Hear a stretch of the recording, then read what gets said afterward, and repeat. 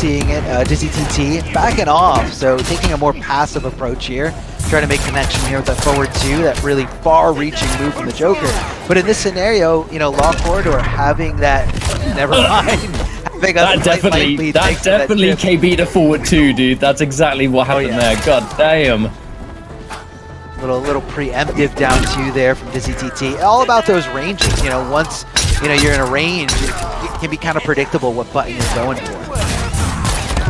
Nice shot. Here comes the Jack in the Box, amplifying it, and you know, following it, just a really good pressure tool. Oh, did you see that walk back? Just forcing that to whiff, and Dizzy TT looking incredible here. Oh, never mind, getting punished thanks to that forward roll out of the corner. This is going to be a lot of damage. It's going to opt to go for Fatal Blow. No, down 2, get off of me. Huge whiff over to the other side, but Dizzy TT keeping it nice and safe, or as safe as possible here. Didn't go for any tricky throw or anything like that, but just kind of kept it going. Love the mirror match here. Both players do the exact same thing at round start. And you will see it very much all the time. That down 4, so good for just creating that situation. Oh, the rawest jump-ins. Dizzy TT gets one. Now there's no chance to break out. The double, the 30%. Lovely neutral duck though as he punishes immediately. And a good chunky bit of damage. Oh no, the tick that gets you punished. Oh, the drop. A lot of recovery there on that grab. Okay. Trying to challenge something there, holding on a Fatal Blow, and unfortunately for Law Corridor, that is very, very punishable. Dizzy TT with that long range of the Joker, probably his best asset, those normal moves.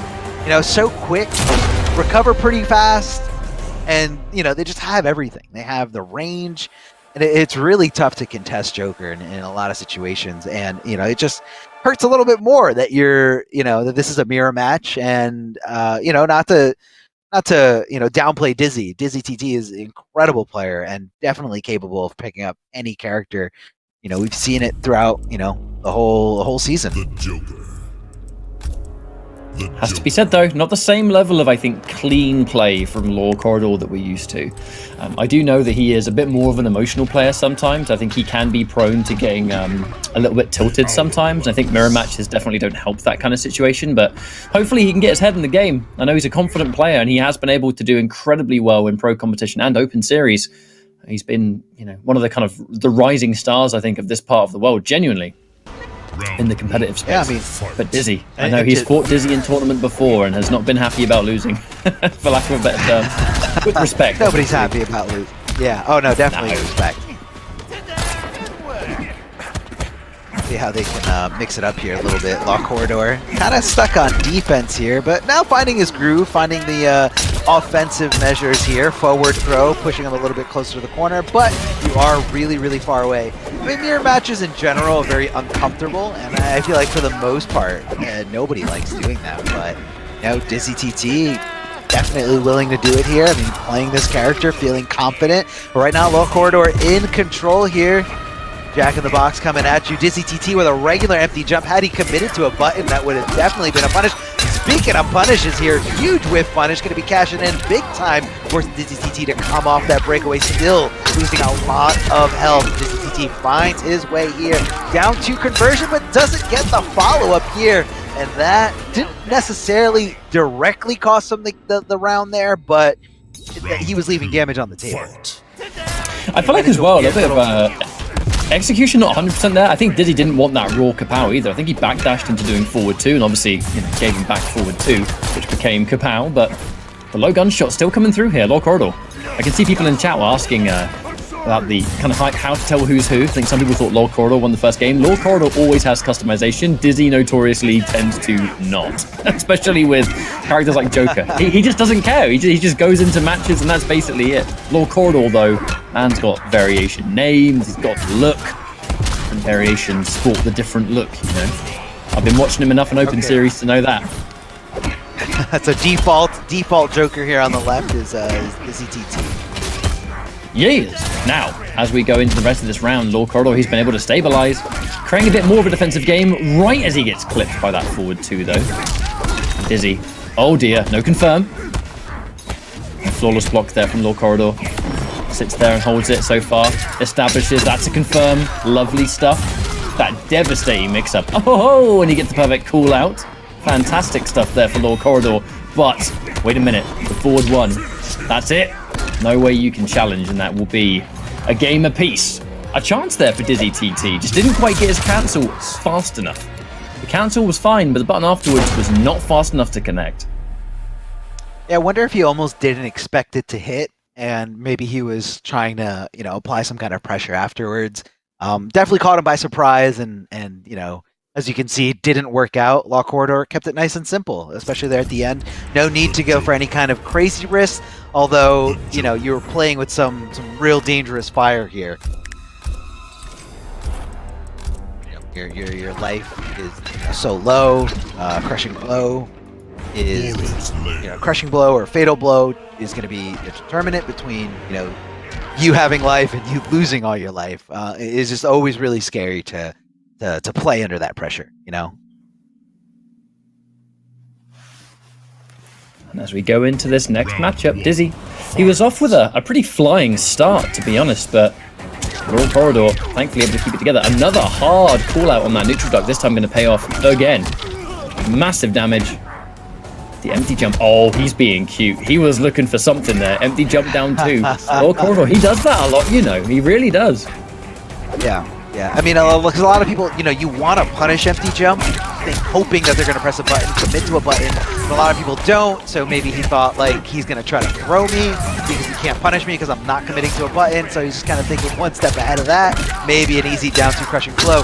Big jump-in challenge here from Dizzy TT. It does connect here, trying to do as much damage as possible. Woo! So many different strings here, 34%, and he's got some really, really good corner carry. Oh, thankfully, for Dizzy TT, that was a trait and not something heavily in Law Corridor's favor. He's down. Fire. He didn't finish it. And a challenge from Law Corridor stops Dizzy TT's fatal blow dash cancel pressure there. He's just kind of challenging it down 1 in the right spot, in the right moment, depending on, what string you're canceling from. That does alter the timing just a little bit, so you really got to pay attention, but, he knows the character, clearly. These guys are playing the same character, very similar variation, and pretty much the same strategy here. I mean, yeah, asking you shall receive with that one. The full screen game and the chip. Ow! 2-1. Let's go. And the knockdown. A nice man-sized height of the projectile means it's hard to jump in on, but the jump-in's good for Lord Corridor. That should be another clean B&B. Down 2. Oh, he lets it rock. Yeah, not sure what he was looking for here. Maybe he realized that, he missed the combo window, so he said, I'm not going to overcommit and press a button that might recover too late or, for too long. Big deep jumping kick here from Dizzy TT. Trying to block, trying to get around these obstacles. Yeah, that down 2 just occupies way too much space. And you can really see Law Corridor utilizing that perfectly. I mean, at that max range, a very, very tough thing to punish, if you can even punish it at all, depending on what character you're using. But at that max range, just kind of pushes you back. Very few things that are going to go around it. Of course, it does hit as a high, but, at that range, you're not looking to, neutral duck a lot of things from the Joker. He's got really good mids, whether that's on the first hitting string or the second part of the string. He does a great job of occupying the mid space at that range. And I guess Dizzy TT has had enough with the mirror and looking to play some Jackie. Let's see what kind of loadout he's got for us. Yeah, I mean, Jackie, I think it's the one. Air blast, bounce, and grenade. Yeah, exactly. That's the Jackie variation that we're familiar with, but he's played Jackie for a very long time. And if you play Jackie in Ultimate, you're probably going to play this variation. It makes sense. It's the best variation that she's got on an already top-tier character, right? So Dizzy's going to go with the tools available. And now, see if this rushdown is going to help him. Lord Corridor is very good at fighting Jackie, I recall. So I think he's actually going into this with a bit of an advantage, in my opinion. I think he could totally take this 3-1. Well, let's see what Dizzy can bring to the table that Possibly these other Jackies are not. Maybe Law Corridor unfamiliar with a few strategies here, but right now in complete control here. He's kind of locked down Jackie here in the corner.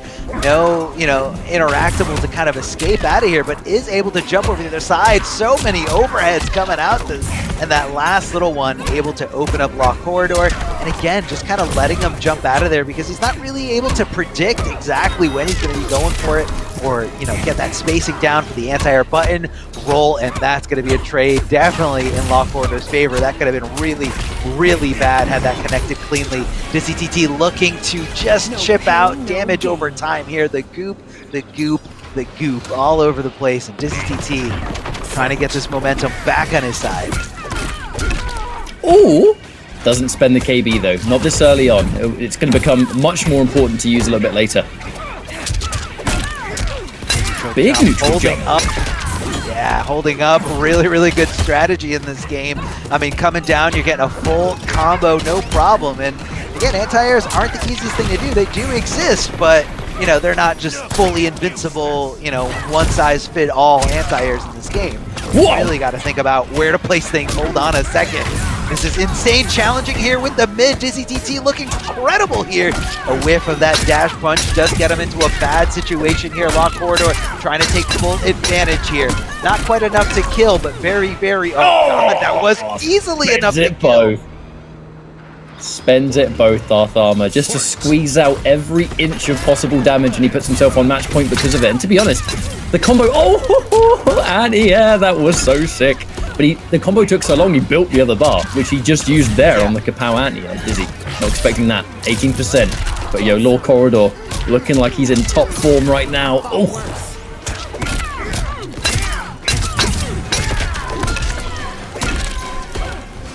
There's that double down too, just to try and stop it.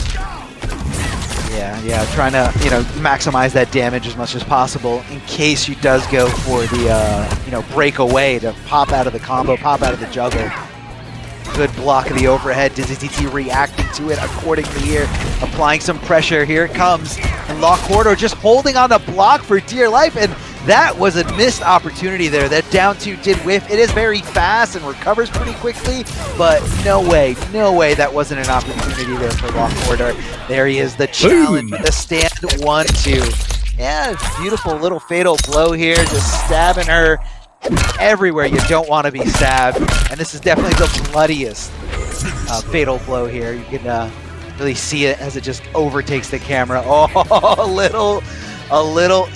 oh man, why is this necessary? Why? It's what Law Corridor does. So I was thoroughly expecting it. Law Corridor does it after every set. Once upon a time, if he feels like it, he'll do it after every game. And sometimes he mercies every game, but I don't think he will today. But he gets that win over Dizzy TT, which is a great situation for him now. Winners finals, that Joker coming forward, and I think I've always really liked the way he's been approaching Kapow, because when Ultimate first happened, he wasn't really using it. He was using, I think his original variation was Leap, Low Shot, and Jumping Jester. But he's very kind of piece by piece started to go towards Kapow just because of the damage that it brings. And it kind of just lets you brawl, right? No matter what the character. And he's really good at playing that matchup anyway. As we could clearly see, even down to that anti-air Kapow from like max leap range. It was great stuff. And he'll be moving on. Yeah. Well deserved, I think. Definitely well deserved. I mean, especially if you look at that first game, like I feel like Dizzy was just like in complete control, and he kind of, and I don't know if that was Law Corridor maybe being a little unsure of himself, because it is very startling when you're playing, not only when you're playing a high level player, but when that high level player decides to go to the character that you main. It kind of throws you for a little bit of a whirlwind there. Like it's something you're not expecting. And there's so many instances where you just kind of doubt yourself, but Law Corridor was able to just power through that. And I'm really, really impressed. And he didn't even shake when that Jackie came at him. And it could have been, like you said, Ketchup, part of his experience. He knows how to deal with Jackie. He wasn't shooken at all. Knew exactly how to handle that character. And, because of that, Law Corridor is going to be finding himself in the winners finals. Guaranteed top 3 for today's tournament, securing those points, securing, that extra step to getting into the regional finals. And that's where it's really, really going to be on the line in terms of, money, And you know, that's the do or die moment for all these. So let's So we're again, going you guys to. want to. Sorry, there's a bit of a delay here between us. So sometimes accidentally, when you do these online shows, you kind of use all kinds of different equipment, and sometimes it just comes through a little bit late. But on that note, anyway, we're going into our next matchup, and while we wait for it, let's have a talk about what the pro competition's all about. It has the 3 different leagues: Liga Latina, North America, and Intercontinental. You can see all the sub-regions split within it on the screen in front of you, and then it's forever ongoing so far. You know, we've kind of hit a kind of halfway point, if you will, and there's plenty more Mortal Kombat where that came from, by all means. But the top 8 of Intercontinental, top 16 of NA, and then top 8 of Liga Latina. Really excited to see what happens there. Liga Latina itself has been an interesting storyline because we've seen a bunch of players from the Mexico community really kind of make their presence known in Open Series, and now here they are in Liga Latina, absolutely smashing it. And, you know, we get to see the same fan favorites in North America and EU, but I'm really always happy to check out what Liga Latina brings to the table. Highly, highly underrated talent in South America. Yeah, it definitely is, and you know, it's very tough to, you know, get to all the events. You know, in a regular world where offline is a thing, you know, you gotta wonder how many undiscovered talents there are all over the world, you know, not just in these regions, but like any regions, literally anywhere. We've seen it in other fighting games where players just kind of come out of regions with like little to no offline support. And, you know, because of the era that we live in, the tools that are accessible to pretty much anybody, like even looking back at like Tekken Master's debut at EVO during MKX, like nobody saw that coming. I mean, people knew Tekken Master was really good, but again, it kind of showed a lot of people. I saw it coming, but nobody listened. Darth Armor. That's what happened there. Europe tried to warn them. They tried to warn them, and no one heeded our warning. And then Tekken Master destroyed everyone. Oh, Zoka versus Ubility. We've got that Cabal versus Jackie. Now, Zoka is a Cabal player that has been well known for being a complete specialist of the character. It's not kind of just the air dash and combo. He can obviously play that variation, but he has a lot of other utility for different matchups. But the single hits, the dash cancel and the hook grab and the low, it gives him mixed potential everywhere and a lot of plus frames. Mixed potential is definitely not a bad thing to have in this game. You know, just to kind of keep your opponent on their toes, keep them guessing as to, you know, where you're going for. And that's part of it there. Normally that string ends with an overhead, but instead going with the unsafe flow. However, you know, didn't really face him. Just kind of said, okay, I guessed wrong. Let me keep playing. Let me not get hung up on the fact that, you know, he tricked me here with this. That was the overhead, you know, the safer route in terms of that. That second hit does hit as an overhead, but Jackie was expecting that low cancel to be coming out. Ooh, beautiful flawless block up to, but because of the breakaway, not able to convert. It's some good damage. She is coming off some resources, but it doesn't matter. Here comes the offense, and the interruption there. Didn't want to give her any of those plus frames with that bionic elbow. And we mix once more. This is all about conditioning, though, as Zoka, the short hop and the wake-up jump attempt from Ubility, just trying to escape the corner, but no. The corner is your home for now. Yo, I haven't seen that Cabal animation in forever. that taunt as he backs off. And this did a little backflip, you know. Ooh! Say goodbye to your nose, though, mate. Yeah, and there's that forward block once more. Ooh! God, Zoka! Recently picked up by Rise, have to point that out. A very recent signing. I believe both himself and Merco. Italy well represented in the competitive space right now. Let me tell you, there's the block on the low, though. And now Ubility. Oh, the drop! Yeah, big drop, big opportunity here, but challenging right back. And Joker, just like that, able to switch it, you know, switch gears from super offense to super defense. Doesn't want to, you know, lose this opportunity here. This is down to the wire, final round, getting a nice conversion here thanks to that hook slam going right into that fatal blow. This is Cabal's fatal blow. Yeah, she's not. Surely this is dead. I think it's dead. Slam. 1% in it. How is she alive? Oh, goes for the throw. Bet it all on that throw. I don't know if the goof DOT was going to be enough to do a little bit more than 13% that she needed. But either way, he kind of... I don't know if he knew a throw was coming and knew all I needed to do was down one, or if down one was coming out no matter what. Like, that's the decision. I'm going to challenge her here. I'm going to check her here, because there's no sense in going for anything more punishable or more negative on block than that. That's all you need. Just one little poke, and that was that could have been disastrous there for Zoker. That could have been quite a comeback.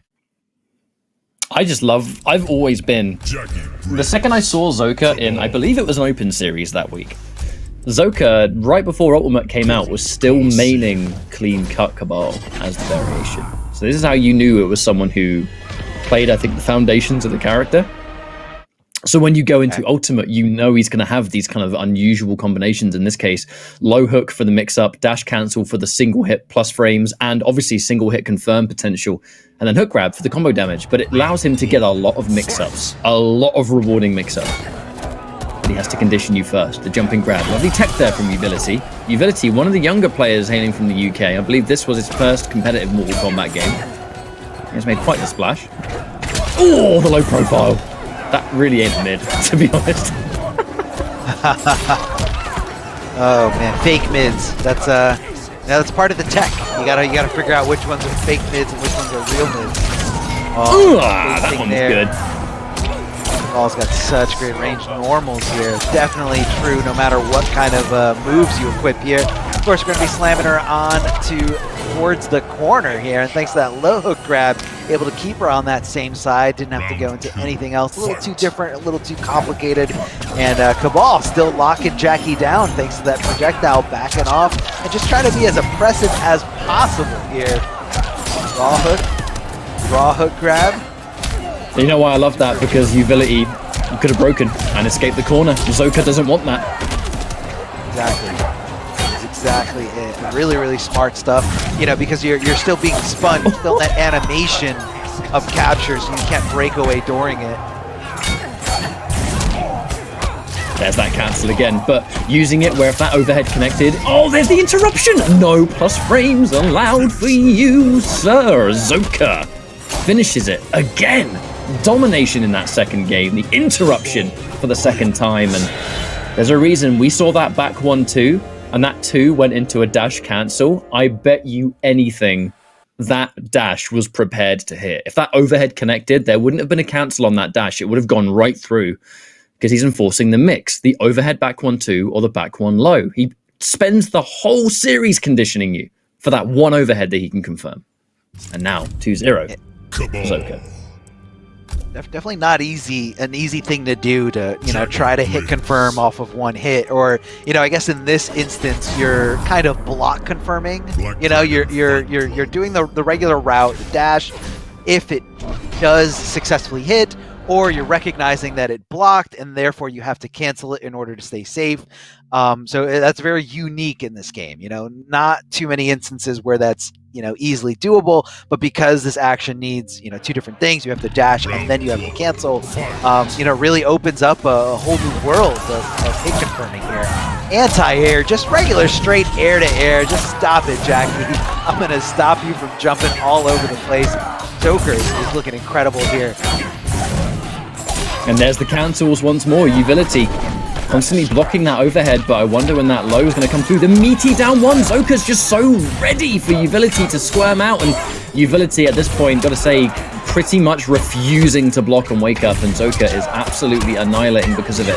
Doesn't believe in the jump in. That could have been a full combo, but a bit scrambly here. There's the back one. The single hit for the plus frames just to jump out and escape the corner, and there's the mix again. Now, what's it going to be? Turn seating down one, too far away to punish, and now he gets hit by the overhead. It just looks to me, Armor, like Uvility is a bit lost. Not particularly sure what's going on here. Oh! A lot of pressure that he's, failing to deal with. But right now, starting the offense, tries to go for the throw. Didn't really get a full punish to Zoker, but, able to get something here. Uvility starting it off here. 1-1-1. Easy hit confirm right into the dash. The Nomad dash. As much damage as possible. 30%. FB jump into the high challenge here. Up 2 from Cabal. Definitely one of the better ones. Horizontal and vertical hitboxes. Nothing he needs. And nothing else he needs on that up 2 animation. Definitely look for the single button anti-air there.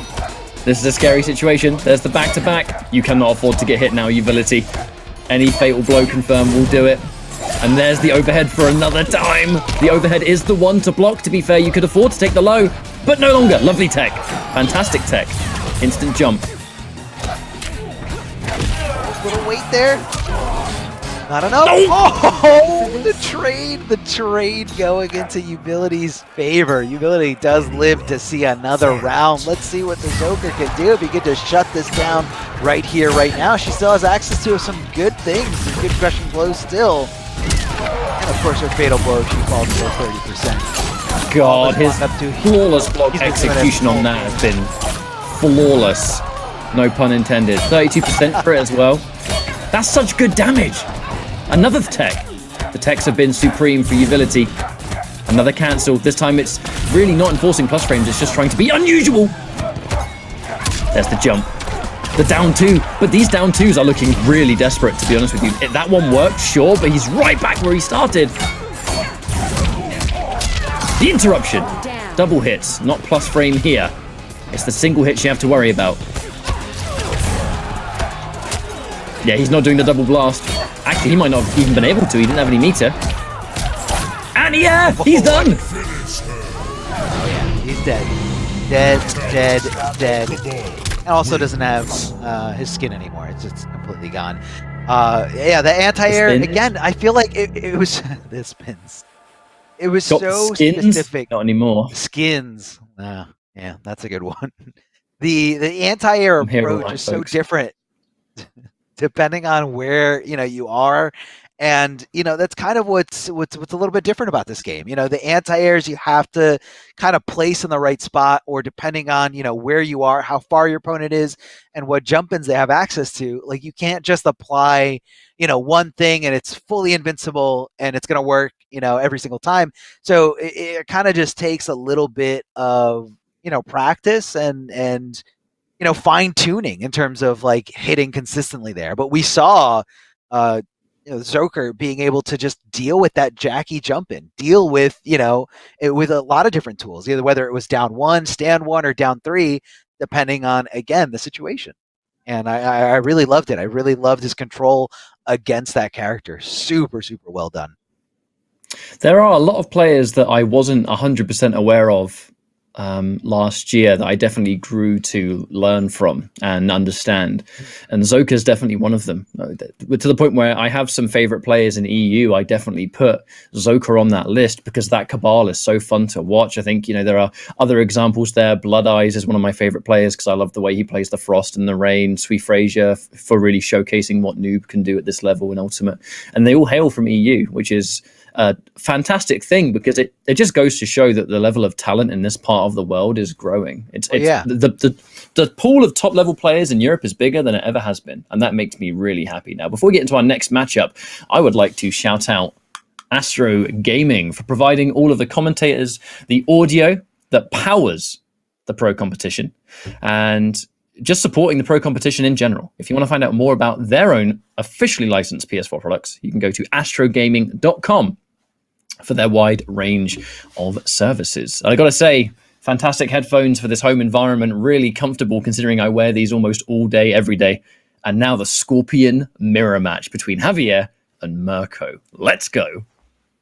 Yeah, you were very excited about this, and not only Scorpion mirror match, but also the same variation. I mean, they have the hell port cancel, and the Burning Spectre, which again will just kind of buff up a few things in certain scenarios. You want that extra little damage. Back three, it just makes Scorpion better at being Scorpion. The buff gives his grab game more threat, his punches and his attacks in general. It just lets Scorpion do what he normally does, but to greater effect. And now we're actually also starting to see players like Merco. They want to keep the same side. I think actually Javier and Merco both do the same thing. If they have you in the corner and they spear, rather than doing back-to-back spear, they do spear buff amplify, which restand situation, and it keeps the buff, right? So that's a sick little development over in Europe. 16% income. No problem. Extra little 3% ain't nothing to sneeze at. It definitely tacks up, over and over again. Makes you a decision closer away from victory. Here, as we can see, Merco doing incredible. Just, you know, the right call, the right situation. Oh, good block confirmed there, recognizing that it did get blocked. But here comes the big crushing blow. Definitely want to hold that breakaway for a situation like that, because Scorpion can definitely tack on the damage. I love how you, by through events alone, called it a crushing woe. That kind of gave me big H2 woe vibes. It's just one of those big things that happens with the Scorpion. Here's that forward 3. In we go. The challenge, though, from Javier, who should very much be able to take the round. Oh!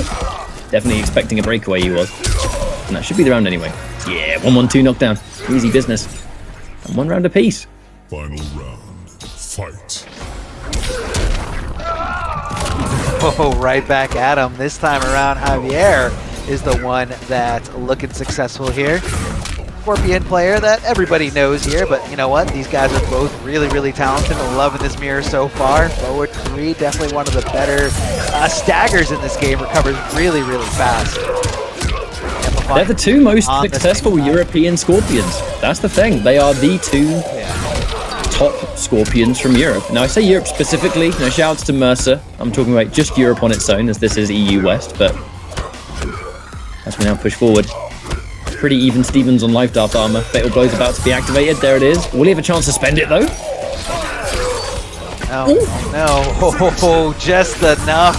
And looking for that up 3 from Scorpion. I mean, it's a really good up 3 in terms of, you know, you're looking at the frame data, how fast it recovers, how fast or how far forward it moves you in terms of like a horizontal hitbox. But, you know, it just, I think in that moment, it might have just been too obvious of a call. I mean, he was holding onto that meter, and it almost just kind of seemed like, you know, that was the go-to option. And that's why you can kind of see the way that he jumped there, kind of anticipating it, and, you know, putting himself in a situation where, like, you know, if he does up 3, cool, I get the whiff punish, I hit him, and if he doesn't, I get to still apply a little bit of pressure there thanks to that jump in.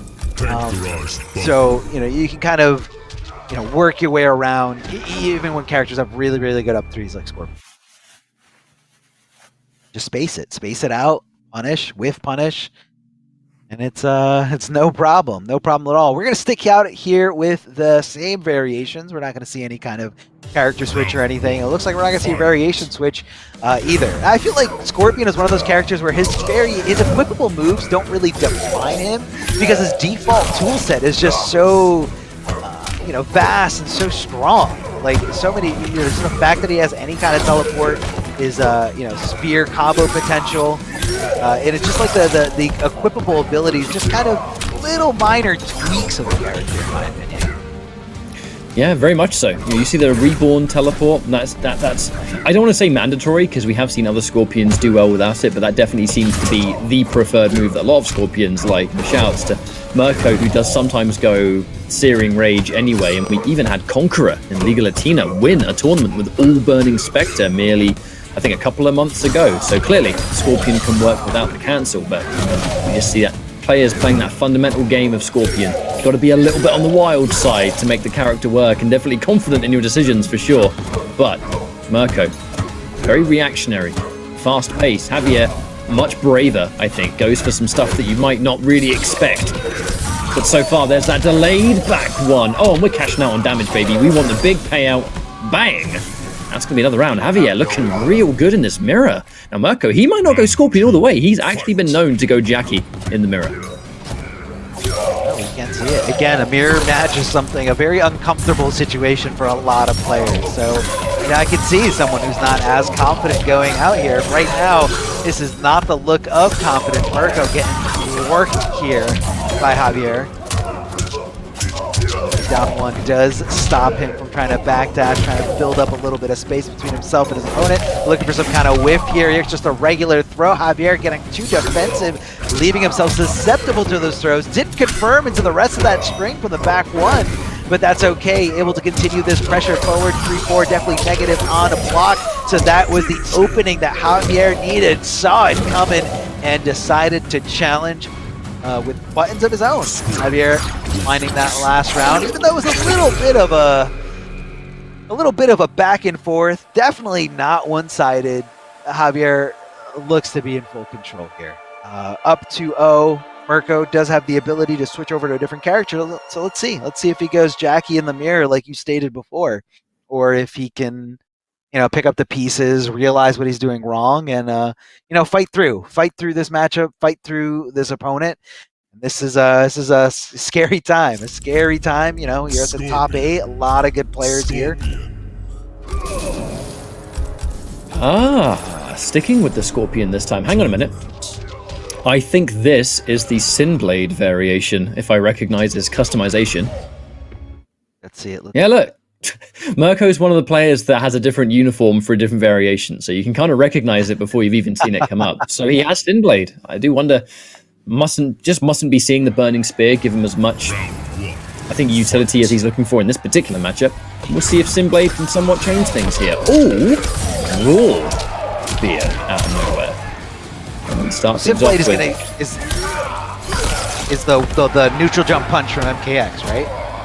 Yeah, yes. And it's got gigantic reach. It's got big reach. It can be used meaty after a breakaway for plus frames. It gives him some other combo paths. Mostly teleport, obviously you can get Sinblade combos, but also full screen spear crushing blow. You actually have time to do a forward dash and then a neutral jump Sinblade, and you can still combo it. So you haven't got to use your amplified spear to damage off the KB. So Sinblade has its fair few uses actually. Okay, let's do a forward throw here. Going to have some great Oki on this opportunity right next to his opponent. Goes to the delay wake up and kind of just committed to regular, non-delay wake up. Back 3 does open him up. It does hit as an overhead. You got to watch out for that. A little tricky, a little slow, but definitely a nice wrench to kind of throw in there to keep your opponent constantly guessing. Regular held port, cancel into the back throw. As you can see, Javier a little too overconfident in his block button, overconfident in that defense. That's going to be a punishable string. You don't want to let that rock, but because he wasn't close enough to make contact, he wasn't able to, cancel that into a teleport that he could cancel again.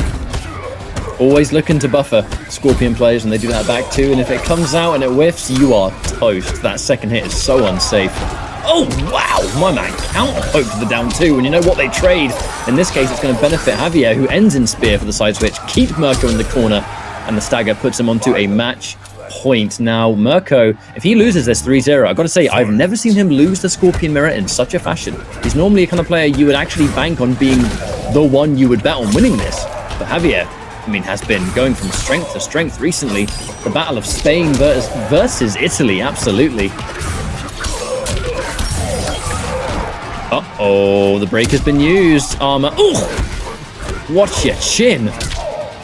Yeah, not sure why he didn't opt to go for the crushing blow there. Could have been a lot of damage, and we are in a final round situation. I believe he hasn't used it yet. So, it could have been one of those things that just kind of caught him by surprise. Maybe didn't expect it to hit. Swinging and canceling, no problem. And that's going to, you don't want to whiff against Scorpion. It doesn't matter how far away he is. It doesn't matter if he's in the air. Do not whiff against this character because he's one teleport away from really being hurt. That was super unsafe. That was super. Do you remember what I told you? Javier is known for being a lot more just guttural with decisions. Oh no, that's the first opening he needs here. He could make this comeback literally just 20% away. There goes. Oh man, that does not feel good. That does not feel good. Javier with the incredible comeback. A very bold read there and able to finish it out with the interactable tick throw. Scorpions trying to fight over who got the teddy bear in this case. It will be MK Javier, who, gotta say, that was an impressive showing and a half. The Scorpion just continuing to look better and better, and a great way to cement yourself in today's bracket. Taking out Merco is no easy feat. This is a player that's been going on a rampage in Open Series. He, I believe, before going into this, was top 3 still in the worldwide standings. I say worldwide standings, the EU West standings for Intercontinental. So Merco, no slouch, and Javier having one hell of a result in his first top 8 match of the day. This was loser's bracket too. Merco, he's out.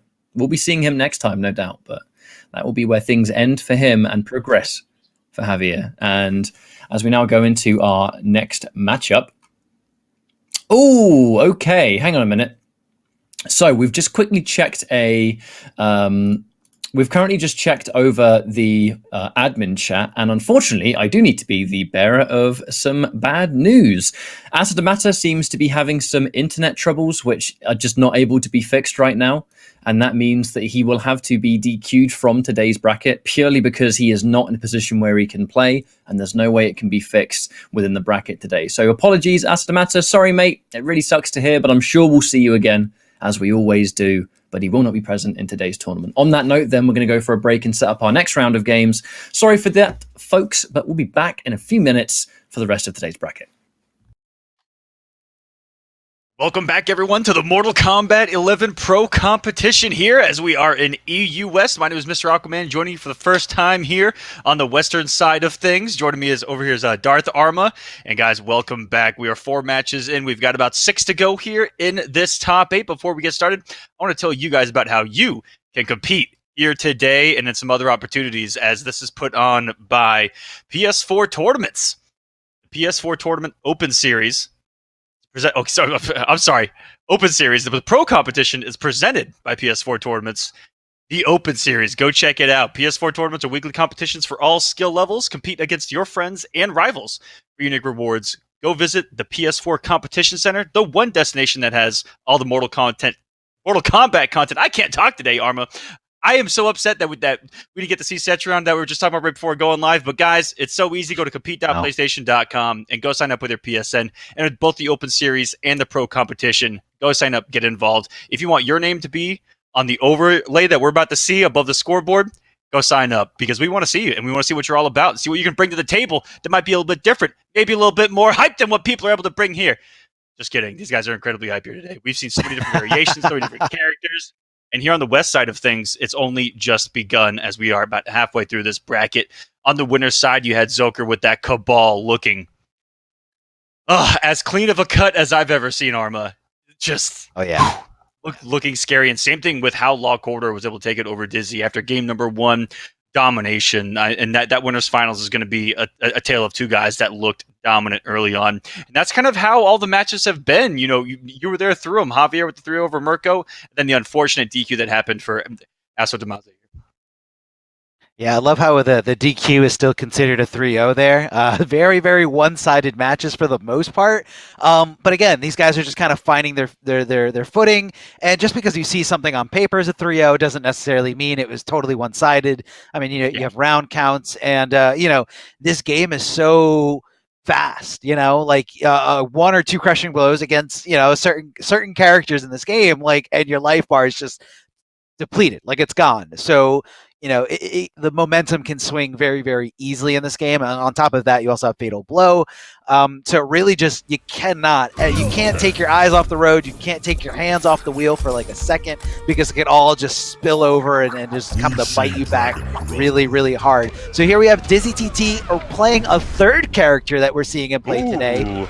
First we saw the Joker and the Joker Mirror. Then he went Jackie. This time around, looking to be playing some Liu Kang, and he's going up against Scorpion, the winner, the victor in that Scorpion Mirror match that we just saw a few minutes ago. Javier. That's one heck of a mirror to win against Merco, who has been, I think even Ketchup talked about it, has been, kind of the Scorpion of this area, but not today. It's Javier who's already coming out, drawing first blood, and 3 of them back-to-back here. We've already got Dizzy halfway dead, and for Dizzy, it's almost no surprise that we're seeing a 3rd different character here already today. As someone who I've seen kind of been going through it over the past year around the character select screen, looking for someone to stick with. So far, he's been trying to kind of play around everyone at the top competitively, and it's been working for him here recently. Let's see if he can turn this tournament around. And for Javier, he started off the way that he has played that last game. Okay. Going right into... Yeah, when you see those flames going up, that means he's got access to those special moves there, the little teleports that you're going to be seeing as a low, as a mid, as an overhead. So you got to watch out, be extra careful. He just did it. He was like, I'm so tired of you trying to just bully me in this corner. I'm just going to super unsafe on block raw Fatal Blow, and it worked. It absolutely worked in that scenario. So, I mean, next time, Dizzy TT's got him up against the ropes, guys. So he's got to know, he's got to realize this is somebody who's willing to do this. That first round was utter insanity from the point that Javier came out swinging for about 45 seconds straight nonstop, and then Dizzy swung for about 45 seconds non-straight stop, and then raw fatal blow. Talk about like a weird, I don't know, story to tell of that round number 1, but it's Javier who's again drawn the early first blood, and this time has not let go of it. Already 3/4 of the way there, gets the counter hit, and that is all she wrote. Holy crap, that fatal blow looked like it knocked the wind out of Dizzy, just like it did most of the people watching. I mean, it had to have. I mean, you can even see it, like, going into the next round. He was spear? just... The claw. Got, like... Gonna win a prize. The MK vending machine. You got, like, the Scorpion, the Sub-Zero plushies.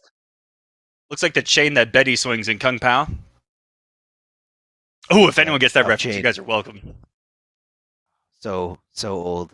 Whoever gets that reference is old, just like us. Whoever gets that, you're old and good job. Oh, what a game 1! That first round was nothing but back and forth, and then you had the savagery of the raw fatal blow coming from Javier that looked like it, like I said, knocked the wind out of Dizzy, and he just picked up right where he left off in round number 2 there to get us started. And then we see the switch to Jackie. Yeah, we saw a little bit of unsuccessful Jackie from Dizzy TT earlier on the winner side, right when we started today's top 8 on the west side. Oh, look at that tricky that mobility from Scorpion. I mean, what he can access because of those teleports. You know, he's just kind of free to move around, like, and he moves so rapidly, so quickly. Like, it's so easy to just get lost in it. Yeah, the way I like to describe Scorpion is that you are probably not going to stop him from doing what he wants to most of the time. That's the freedom that the mobility and threat of teleport gives you, as well as his wonderful toolkit. You talked about how, you know, the variation system doesn't affect him too much because the core is so strong for Scorpion. Exactly. Yeah, very, very strong and, you know, very static. I mean, you need the chain and you need the teleport to really, you know, stop anyone from whiffing anything or throwing projectiles. And that he really dictates the pace with that, just with the threat of those moves. Mainly that teleport. Okay, mainly that teleport, raw spear, matchup dependent here against Jackie. You know, he has to worry about her mobility a little bit as well. And here's Dizzy answering back, not going to be enough for the kill, but it's going to give him the health lead. And he has already survived an awful lot of offense. So this is looking good for Dizzy to make a comeback if he can get the closeout. 78 damage. What remains? Can he do it? Oh my! Oh, I don't Unfortunately. I can't analyze that. I can't do it. Round 2. It worked. He did slow spear. He had to have It committed. just worked. It just Oh worked. my It goodness. just worked. It worked Oh like my nothing here. And unfortunately for Dizzy TT, he came off that finite resource, no longer going to have access to that fatal blow, which is going to be access to a lot of damage here. I mean, what's going to happen? What's going to happen here? Good block of the low, not getting tripped up there by the second hit of that string. That Burning Spear is up, so it's going to add a little bit more damage if he does make some kind of contact between his punches or his throws. Downward shot, trying to throw that goop on. I've seen Dizzy do that a lot. And I don't see a lot of Jackies do that, where they actually use that as a way to set up dot and then pressure immediately. And he does it in the corner a couple times already here tonight, and it's been beautiful to witness. Gets the people elbow. Could have got a massive pick confirmed though, and this health deficit's not looking great. Javier single hit away. Something crazy is gonna come, and it's gonna be the unblockable overhead after he did low spear to close out the previous round. Of course you're gonna be thinking, what the heck is he gonna do in this situation? He did a low spear. That one still got me shook. If that happened to me, I would have come unhinged. And Dizzy's gonna need to. Oh man, but now what's going through his mind is not only all the different mix-ups, all the different conditioning moments, just worrying about Scorpion in general. Now he's gone through Kang, he's gone through Jackie, and it's like, what else can I throw at him? What can I possibly throw at him now to take him out of his game? I mean, it's tough to call that. I mean, but whatever he does pick, he's going to be committed to that character as a final pick here. If he does win, he's got to stay with that character. Only loser can change characters mid-set, and variations do count as different characters. I also want to point out that back three has been doing so much for Javier, and it's not like he's just throwing it out whenever. He's been doing a good job of I'll say it. yeah. I saw a little bit of debate in the chat. I think someone was saying that back three is useless, and everyone else is like, are you watching this match? Like, he's hitting back three so many times. Like, how are you saying that it's bad? Back three is the only move in MK11 that has hit more than it's been blocked. I can almost guarantee that. That's the unblockable ratio, where it's not actually unblockable, but if it hits more than it gets blocked, then yeah. There it is. Please do it. Please keep doing it, Javier. Why? Unblockable. And why is it so good? Because of the implication of if you block low. Which a threat is there as well. Okay, Dizzy got the lead. He was unable to close out last time. And he might be in for it again! He's so close to the finish line in these even individual rounds. And this is going to be the biggest hole to try to come out of. And this is Javier, who's coming off of a huge victory. That mirror against Merco, he's got to be feeling himself after that. That's a big win. Super feeling himself. I can see it here in the gameplay. Another one. And, just in the fact, another one. We need a back three counter for the next time Javier plays on screen.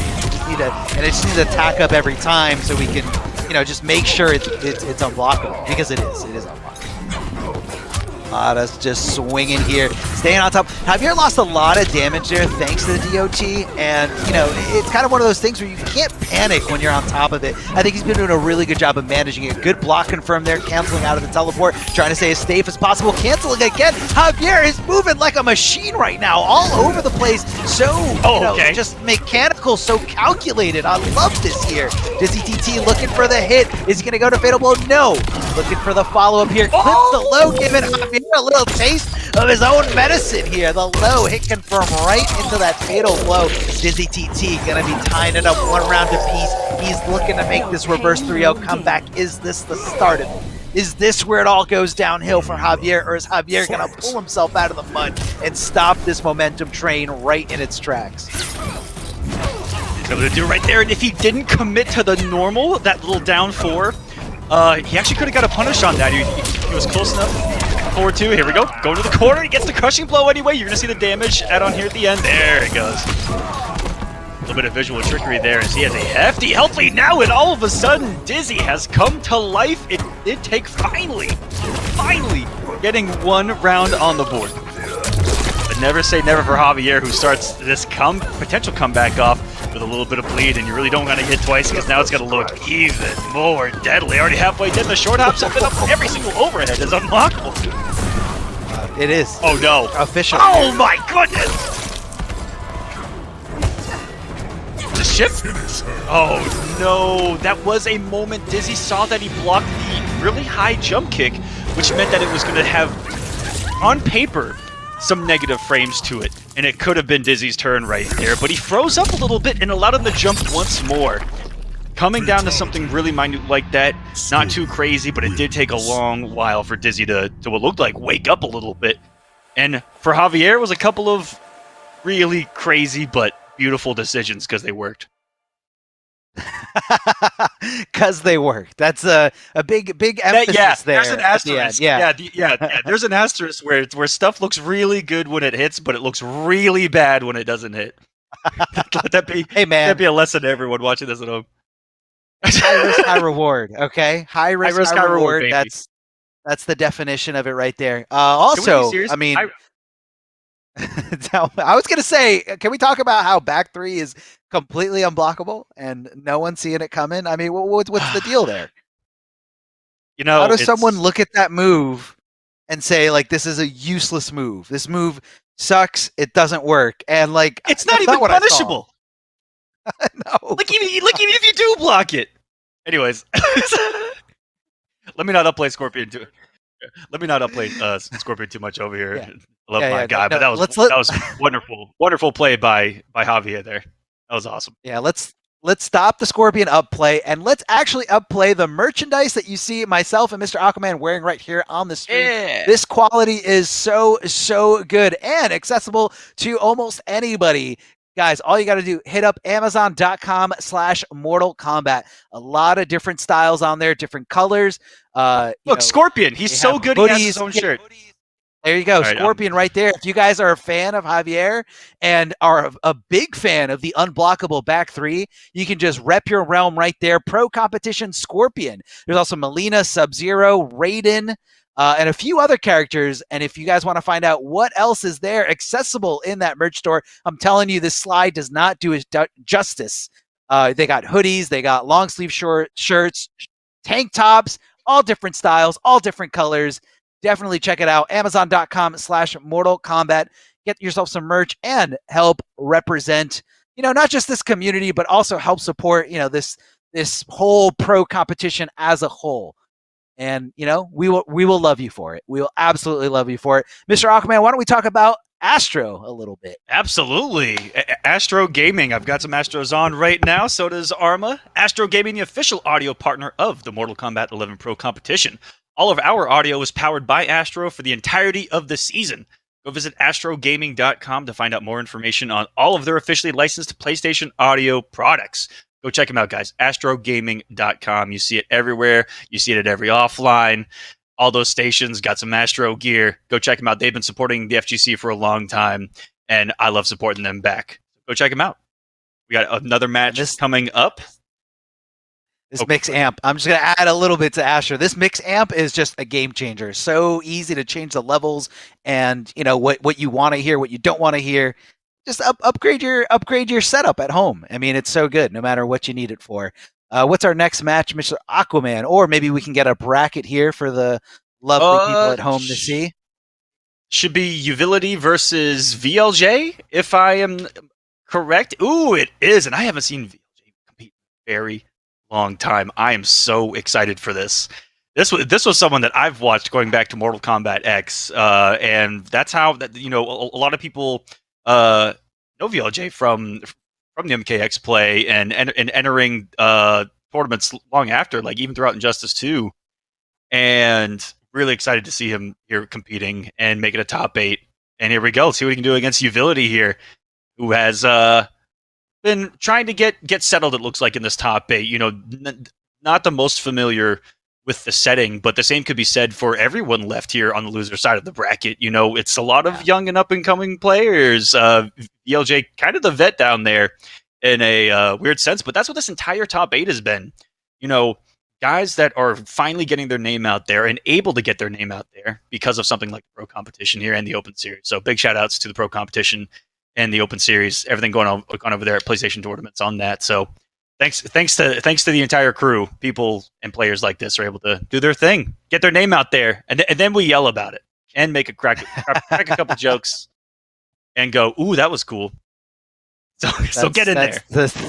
What a flattering way to talk about what we do here. I mean, it is really cool to see, all these usually underrepresented regions, especially because, Mortal Kombat, in terms of like all these high level or highly played competitive fighting games, Mortal Kombat is like the only American made one. Therefore, like the scene is mostly focused around the US/North America. And I really love to see pro competition just kind of spreading out to the rest of the world and bringing attention, bringing opportunity to, all these other players, these players that want to work hard, get on stream, get their name made out there, get some Twitter clout, like get those fish props. Like, it's all good. And this is what everybody wants to do. Are we seeing a little hidden select game here on the menu? So, dating back, I believe it was it Trilogy or MK4 that had the first hidden select. So it's an old MK thing where you can actually hide your cursor and pick a character without your opponent knowing what character you're picking. That's what these guys are doing right here. Okay, he had to double check where he was on the cursor. Hold on. Maybe he did the secret tech where you go like one space to the left or right, then you check and you're like, okay, I'm in the right spot, and then you move back. So I don't know what these guys are picking. They might not know what these guys are picking. Okay, so I got the chat telling me it was 4. Mortal Kombat 4 was the first hidden cursor. Yo, shout out to Mortal the chat Kombat. that know things. You guys are the goats. Yeah, you guys are awesome. We'd be nothing without you. I learned everything. Yeah. Any of life's lessons can be learned faster and better in any Twitch chat. Like, prove me wrong. Like, that is 100% Also- a true statement. Also, if we are off on one piece of frame data, they will let us know, and thank you so much for that. Wow, yes. All right, I'm sure you love it. Oh, yeah. Back throw here. Geras, one of the best at it, mostly because of the Oki setup afterwards. Big jump in kick coming out of Shang Tsung, able to go right into those up skulls. That's going to be a huge whiff right in front of him. Here comes the big body splash, down twos to make sure it hurts. Throwing up the Sand Clone, but either way, holding up forward as soon as he recovers from that hit animation. So Sand Clone didn't explode. Sand Clone did nothing in that scenario for him because his opponent was holding up forward. That's going to be a mental note you're going to have to take to the rest of this set if you want to be successful. Oh. Maybe try to get a flawless block or just a hard read on the frog splash right there, but one of those jump-ins where it's not your turn. If blocked regularly and eating the mix, ability getting going here with the old school Geras, Geras game plan. Having the throw, getting the Oki, throwing some mix, having the safety. We'll see if we get anything crazy from him.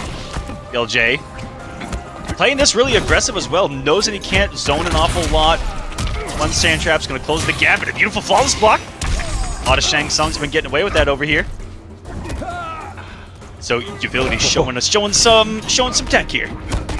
Well, that was really close to a wall-crushing blow there. Yeah, just been a little bit closer. Can we talk about how broken mid-command grabs are? Like, I'm so tired of downplaying mid-command grabs. Like, forcing you to block, forcing you to jump or die by command grab. It's the same as any 50-50. It's the same as any 50-50 in MK11. No way. If you're right in a 50-50 situation, he gets full anyone gets full combo punished. Unfair. It's the same as blocking an overhead or a low. It's the same thing. I don't agree. You either get hit by it, or you read it, or you murder him, and you win, or you mess it up and die. But hey.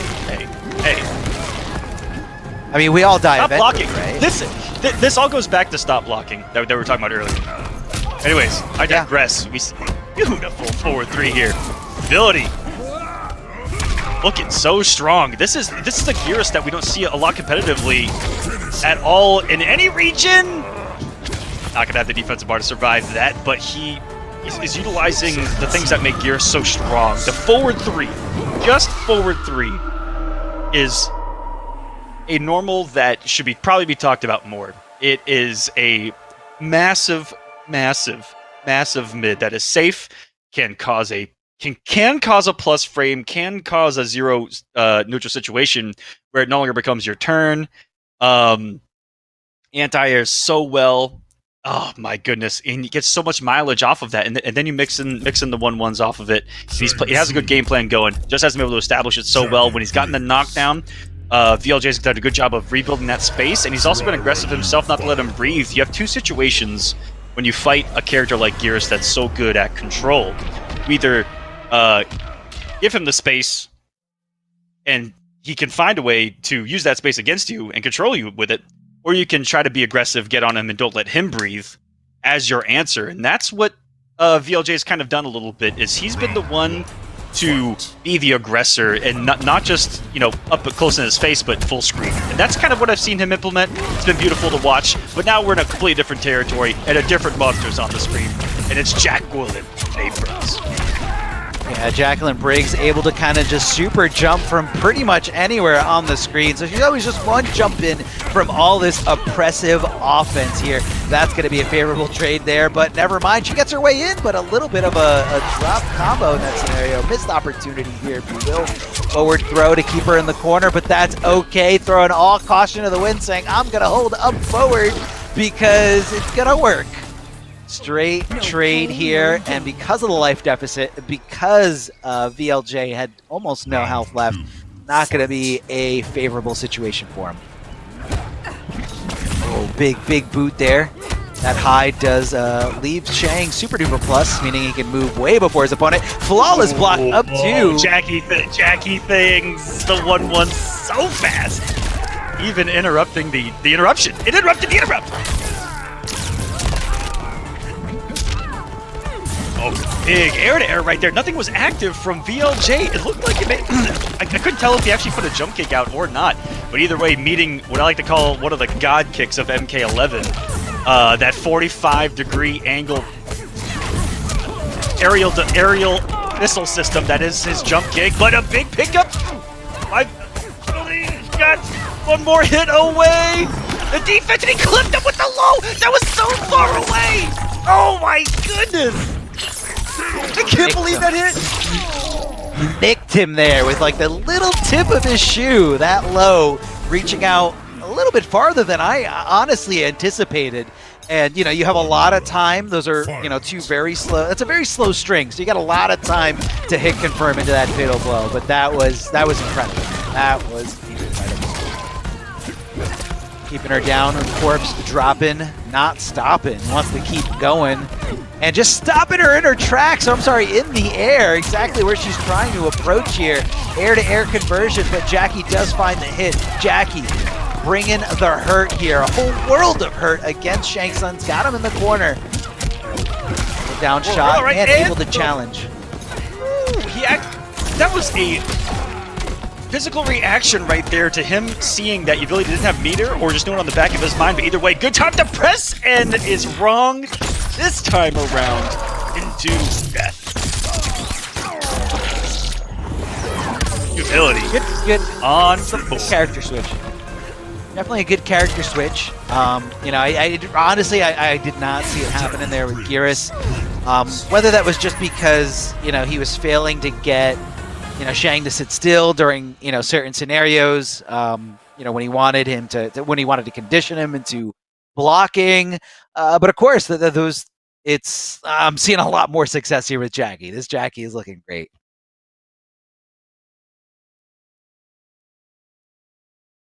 What a change of characters. You said good pick. I think that could be said anytime. Anyone goes from any character to Jackie. And wins. From any character to Jackie or any any character to I mean, Jackie. look, and that's a good pick right there. She's trying to win. She's a good character. I'm not upplaying. She's just a really good character. No one. I don't think anyone's here to downplay that. This is one of the premier matchups in this part of the world, where they have a lot of experience. These two characters see an awful lot, but we see it go back and forth. Doesn't matter the player. We've seen that Shang Tsung is one of those characters that can deal with her really well. And the players here too.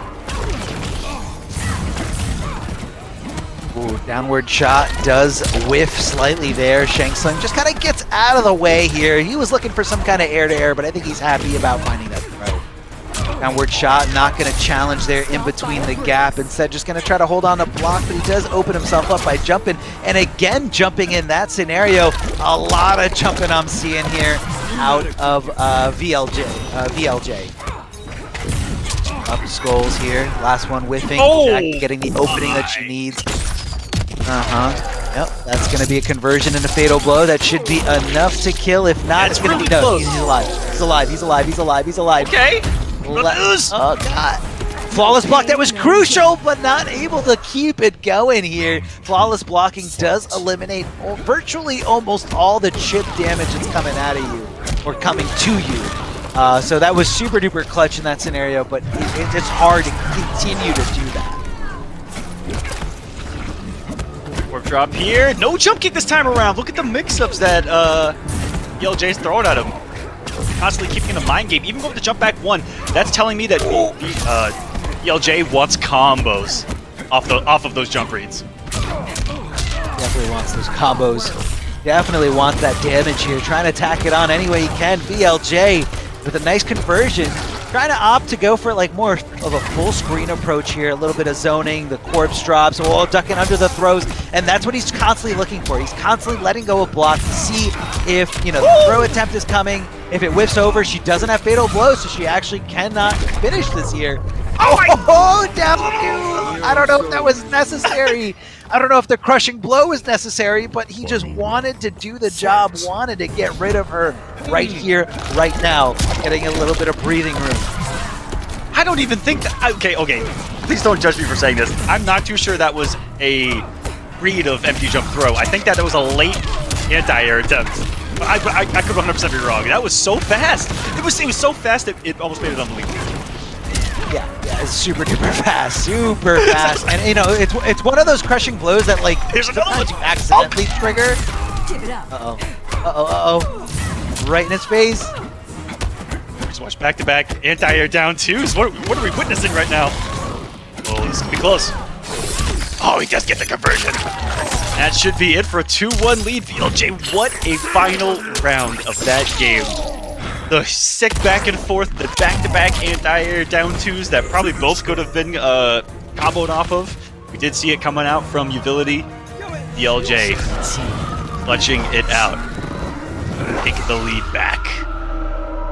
Sorcerers.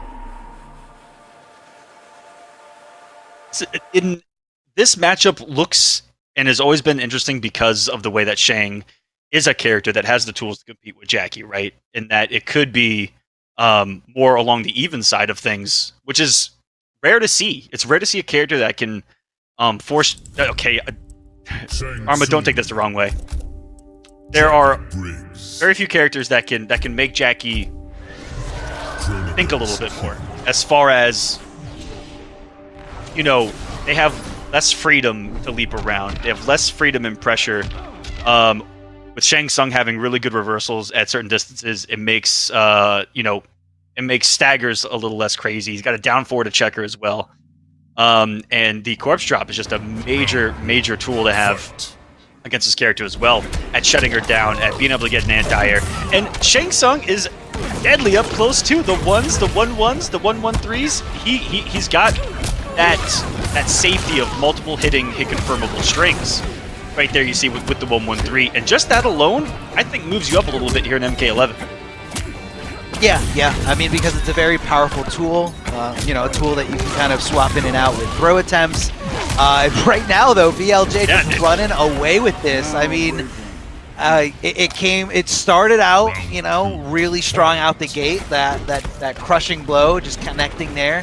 Just getting a little tricky. That overhead, just kind of gets you by surprise sometimes, especially when that first part whips. Stopping her right in her tracks. Back-to-back leads shut down by corpse drop and the ground eruption. I mean, ground eruption definitely a little bit slower than like a traditional anti-air, but just the fact that it occupies space. Down two crushing blow, that dash punch, another down two for your troubles. Can Jack make this comeback though? This is how it starts. Dash punching again, but just the fact that he broke away there kind of just kept it a little tricky. I thought I was going to see a Mercy. Kept the timing a little tricky, and she wasn't able to, properly time the meaty, properly time, the follow-up. And I think she just got a little too antsy in that situation. I love how it just pulls out of the skin like nothing. Like skin isn't attached to you at all. Left? Why is there so much left up there? Like I feel like all of the meat should have come with it. That doesn't sound right. I'm just gonna stop talking about this. Maybe the things grabbing her out of the nether realm are they can only grab bone. So you see it leaves everything that's not bone still intact. So I think we can make sense of it that way. Okay. We're done. It's over. They have magical powers. I can't really break it down too technically there from the human anatomy standpoint, but I think we're going to move up to winners finals after this one. And winners finals should be a good one. Keep in mind, guys, everybody that's still in the winner's side, these two players, the only two players remaining that have not lost either of their 2 tournament lives. This is a double elimination bracket. So the difference between the winner's side, which is the upper half of this bracket, and the difference between the loser side, which is the lower half, is just when you lose your first tournament set. You lose 2 tournament sets, and that's it. That's it for you in a double elimination tournament. So just think of it that way. Everyone's got 2 tournament lives, but Zoker and La Corridor, they'll have both of theirs intact, but that's not going to be true after this winners finals. One of them is going to get knocked down into the losers finals, where they will meet the winner of Javier versus VLJ. But first, I want to give a shout out to PlayStation 4. Remember, guys, Pro Competition is presented by PS4 tournaments. So you guys can check out the PS4 Tournament Open Series. PS4 tournaments are weekly competitions for all skill levels. Compete against your friends, your rivals, for unique rewards. You guys can visit the PlayStation 4 Competition Center, which is the one destination that has Mortal Kombat content that gives you an inside look at how top players play, and you get to see some tips and tricks for players of all skill levels. So take your game to the next level. Hit up the Competition Center. All you got to do is go to compete.playstation.com, sign in with your PSN ID, and it's that simple. You can see all the tournaments that are available there. Mortal Kombat, other fighting games, other genres, a lot of fun stuff there. We're all here because we love competition. We love being competitive. And who knows what you are capable of, and you'll never know until you actually try. So get out there, have some fun, and maybe you'll see your name up here on the stream, whether it's this one or a different one. So let's get into this. We have Cabal. Yes, get involved. Make the community, help the community grow. Not make it, help the community grow. It's a big effort that we need help from on all parts. So you guys can compete. Definitely get in there. It's fun. If you've ever second-guessed entering a tournament, do it. If you need help, let us know. Let's sign up. If you're right there on the cusp of being like, oh well, I might not do so hot, join. It's going to be a blast. I thought the same exact thing at my first tournament. I got run over in that particular bracket, but it was just still such a good time, and to get involved with the community more personally, and it just makes you feel a part of something even more, and it's a really good feeling. So I hope that everyone gets to feel that. Definitely, we definitely want to feel that. We definitely want everybody to feel that.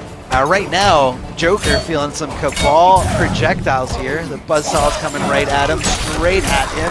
Love the cancel there, getting a little tricky and adding a little bit of mobility to the movement of Cabal. He's got great normals, and when you equip that with some cancels, very fun to let him move all over the place. Straight shot, keeping him really far away, trying to flawless block as many things as possible. But La Corridor just kind of mixing it up here. I mean, he's throwing the Jack in the Box, he's throwing the interactables, just keeping him on his toes. There goes the overhead. Looks like La Corridor is looking for the low cancel, which is very punishable. And somehow the stand 2-1, the second part connected there as a pseudo anti-air. That second part, the 1 of 2-1 is stuff of nightmares. Rips almost, that body. Almost impossible to whiff punish. It's like really hard to stop that from coming out, and let alone hitting you, because the corpse takes up I don't know, the screen. That's for damn sure. That's for damn sure. That looked to be a really big read from Zoker with the micro duck, but he missed the input. The punish is gonna need on this health lead. Corridor coming up a lot of his resources for the Jack in the Boxes, just trying to close that gap. Doesn't want to deal with this full screen Cabal nonsense. That aerial buzzsaw got to be a factor here in neutral.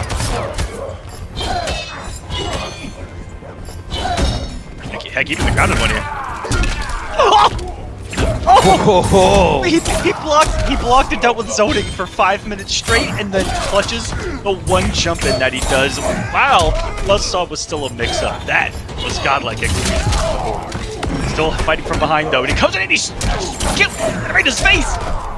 I mean, a lot of players say the most consistent anti-air in this game is flawless blocking. Watch out, there's only 10 seconds left on the clock, so La Corridor needs to make something happen now. And That's a very tough thing to do against Cabal when he's got that added mobility, the ability to jump back and throw downward buzzsaws. He kind of just, the fact that he recovers so quickly. Oh, he missed it! Oh, he tried to input Nomad Dash, but he missed it. Yep. Not like this. Tried to go, oh man, tried to go back forward, I believe back forward 3, and it just didn't come out. It didn't go into it. Big damage thanks to the corner. He's gonna break away, yes, but didn't want to do it right away. Didn't want to get too predictable here. Throwing out that low, that was very dangerous stuff. Super unsafe, but Lock Corridor lets it go by. There's the escape build, decides to go for the throw mix. Didn't throw him obviously into the corner, but that is gonna fulfill that crushing blow requirement on the back throw. He does hit it mid-screen here. 1-1-1, oh, this is so doesn't scary. go into the whole thing. Oh, there it is, he's dead. So that came down to him having that crushing blow available. He tried everything in his power to use that against his opponent right there. You know, he tried to stagger the ones. He did stand 1 in a 4-2-2. He did stand 1, and then he did 1-1-1. And he didn't commit when he did the 1-1, thinking it was going to be another stagger attempt. And ended up missing out on the one chance of damage that he had there at the end. You know, I think overthinking the situation and getting tunnel visioned into I need to kill with this or use this for a crushing blow. Not necessarily just use it, but use it as a weapon to open up my opponent into bigger damage with fatal blow with a crushing blow. And when you get tunnel vision like that, you can definitely miss out on some other things that you're not looking for, like 1-1 right there, or the fact that Lock Corridor was ready for that situation because he had the throw loaded. He didn't fall for the stand 1 in 4-2-2. That is an indication that someone's looking for the throw. Yeah, little things like that, and that was hyper-focused on absolute one madness. To start off the back one of the I mean, Nomad Dash, that's belief.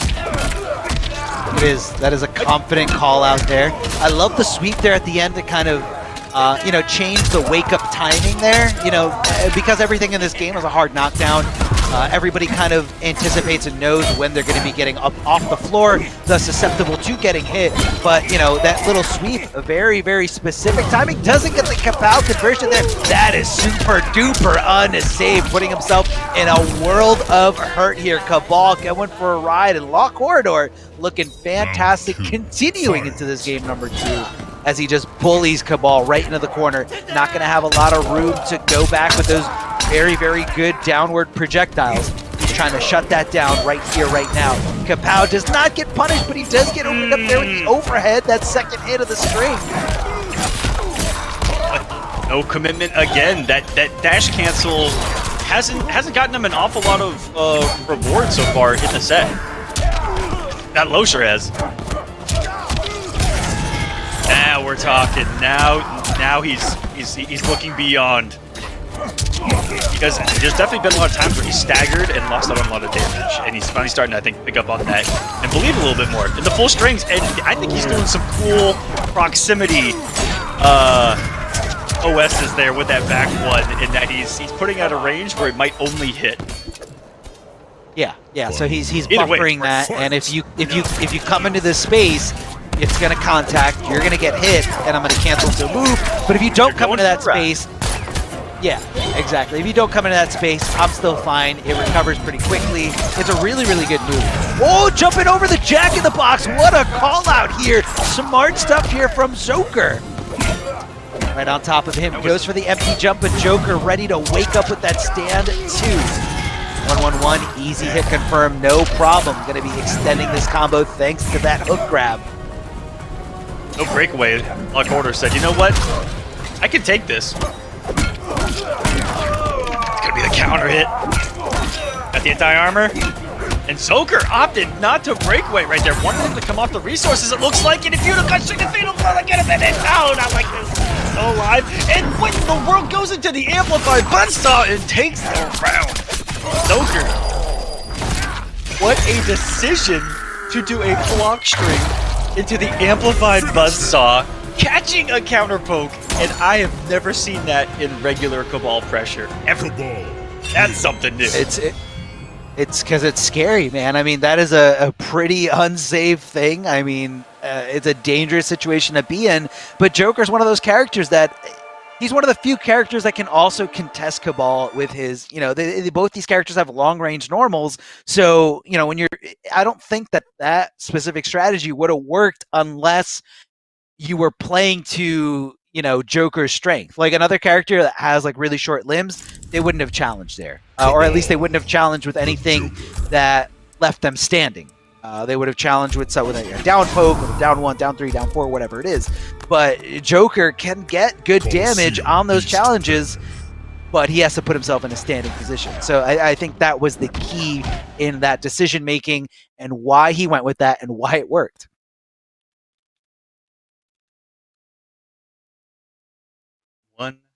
One. Joker needing to pull out what looked like the entire arsenal of tricks up his sleeve to take that game. But we'll see if he's got any hidden from us here.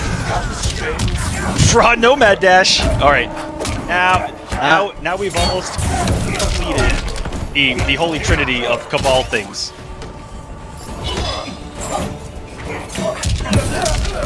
Oh, that's a big jump in. That's a big jump in, and that's going to be a big call out.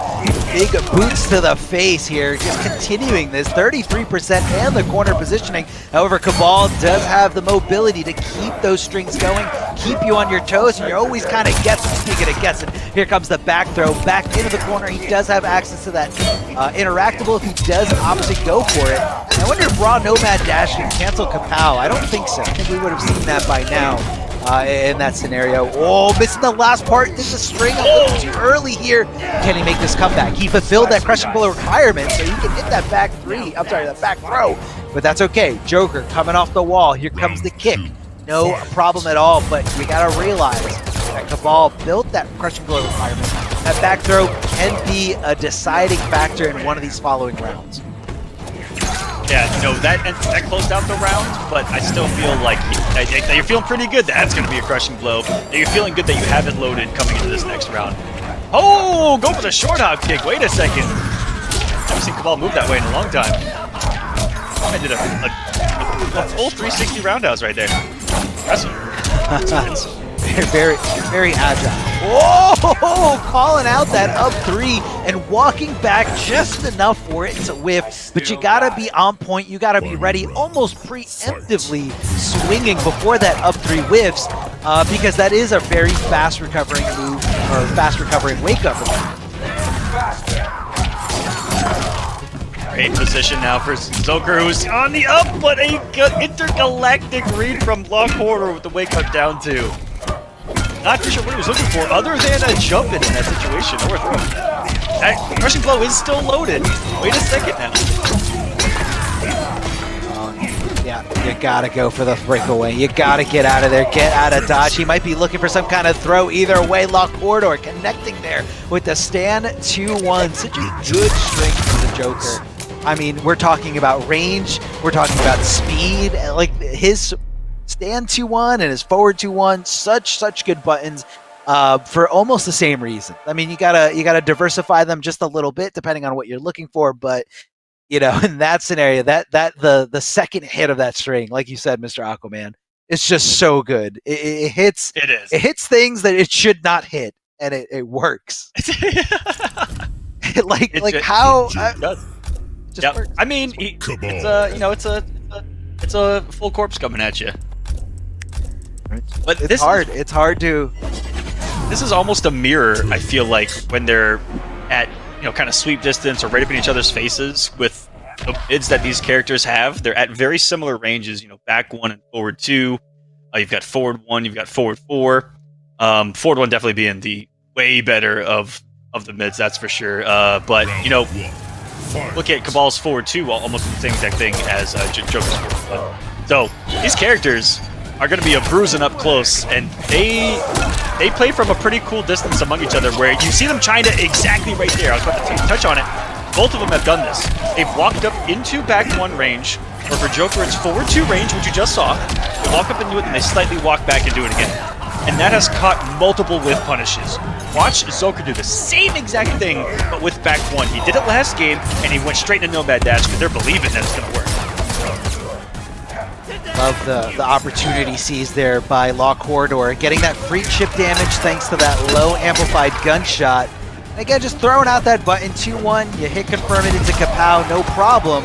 And then he was just sitting there waiting for his bar to come back. He was waiting for that offensive bar so he can, put himself in a really, really good situation. Had Cabal blocked that, he would have just chipped him out, no problem. Air to air, down 2, anticipating possibly a breakaway, but I think that was really smart on the Zoker's end by opting not to do it. Doesn't decide to go for the crushing blow, which I believe he did have the option to there. Good block of the overhead, but didn't anticipate that cancel. Now he's getting thrown here. Back throw for days. Oh, the back one. Really smart stuff. Making that down to whiff. Now we're getting tricky. He might be hit confirming these. Now that I'm looking at it, that one blocked back one was in a Nomad dash was canceled. Could be. I mean, there is an OS for certain things like that. It's a little tough to do. Oh, committing to the whole thing. That could have been disastrous for Zoker. But Law Corridor just didn't get up in time, not able to, see that punishing situation. Zoker looking great here. Cabal, of course. I try to amplify, try to go right into it. Trying to get that crushing blow to just kind of stray hit.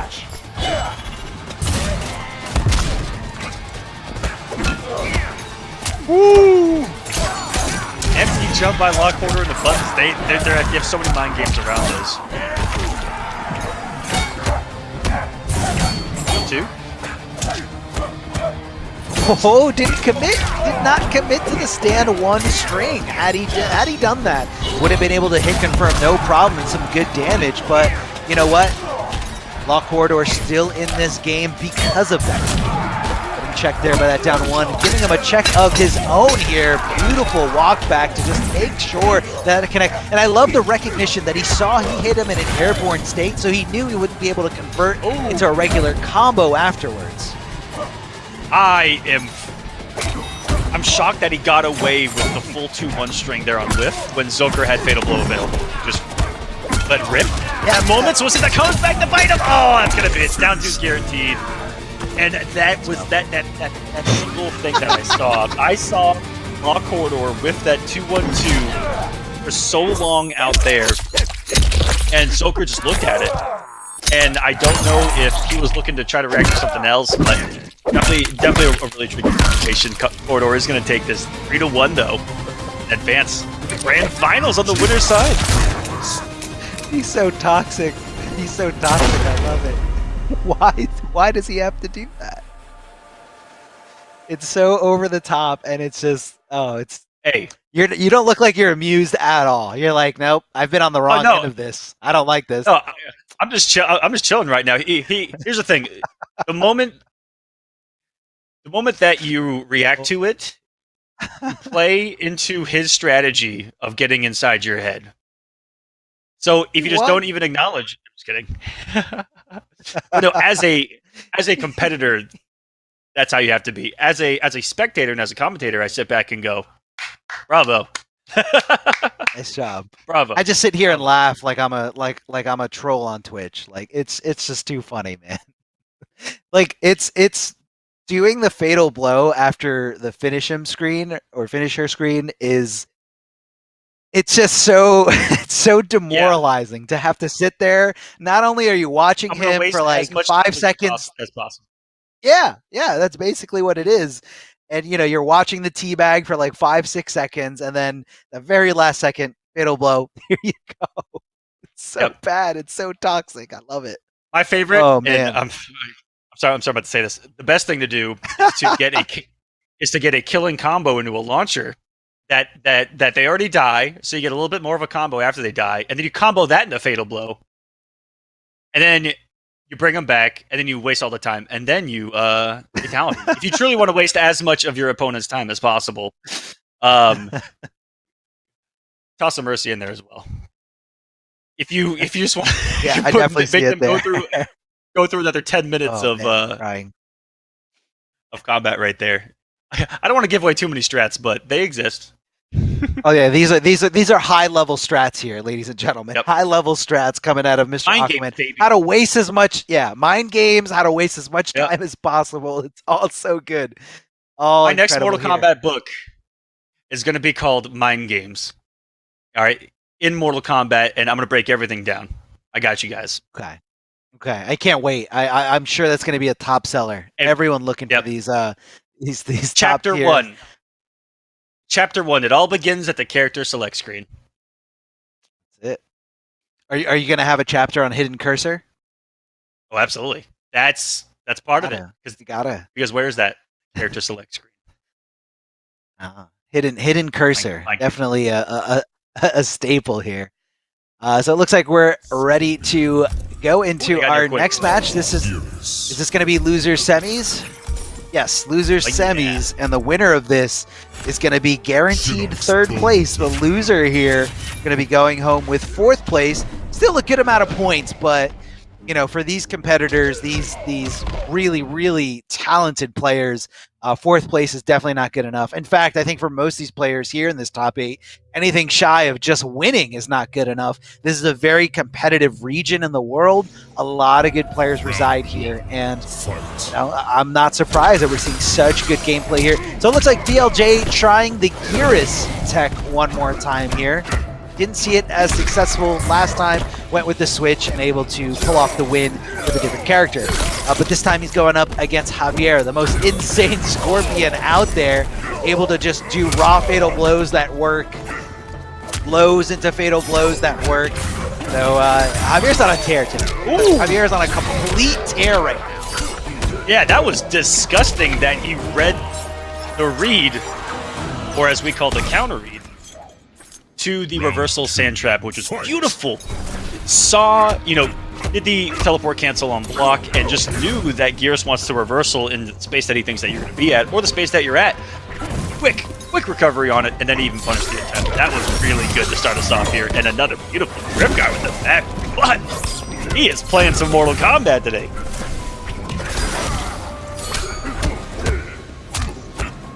Safe.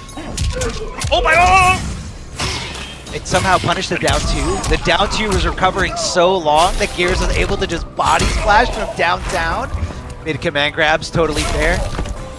Another one. Mid command grabs, totally fair. It's totally fair situation here. I mean, forcing you to block. Trying to clip that low. Good blocking from Javier, blocking the low and then the overhead. And what a challenge here from VLJ, stopping all kinds of offense coming from that help cancel. And that is that. But you guys got to think about it. If he is wrong on that mid command grab read, which is 15% in the corner, if Scorpion reads that, you're getting hit for 30 and potentially more. So you always got to have that analysis of risk reward in that situation. And with a health deficit, it becomes even crazier. But as long as you get a health lead, oh yeah, baby, you're gonna be feeling it. And that's what VLJ was kind of feeling early on that last round. Javier, hold on to a health lead still here, and that's where you see it might be a little bit more hesitant. Oh, that could have been disastrous. If he went with a faster button, I think he actually would have gotten a punish. Like if he went for 1-1 instead of, the forward 2, which is a little bit slower but does hit his mid, he was right there. He was right next to him when he recovered. Oh, there's the punish. Oh, Which? yep. Oh, it was loaded. I wasn't even paying attention. It was loaded. It was loaded, ready to go. Those missed crushing blow requirements fulfilled. What a conversion here from Javier. Not going to even waste enough time for him to get that breakaway into position.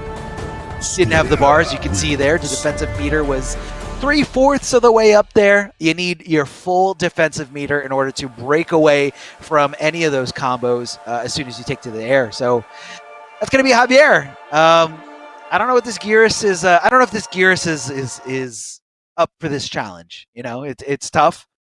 Javier, looking incredible. I mean, able to overcome that Scorpion Mirror, able to continue the onslaught here, and just doing the right call after right call. All these great scenarios, all working out for Javier. So if I was left in this bracket, I'd be very, very scared of the Scorpion coming for me. I mean, they're lucky that this isn't Combat League, and they're lucky that Wi-Fi is banned, because that just amplifies Scorpion's power. And, you know, considering that, like, that is so impressive for Javier to do what he's doing with this character. Adjustments that are going to be made here. We see shifting sands. We see the sand simulator, and then we've got and then we've got the and then we've got the trap. So a little bit different. We'll see if the shifting sands even comes into play. It's something that Gears is bringing, and I don't think we see an awful lot on the actual screen.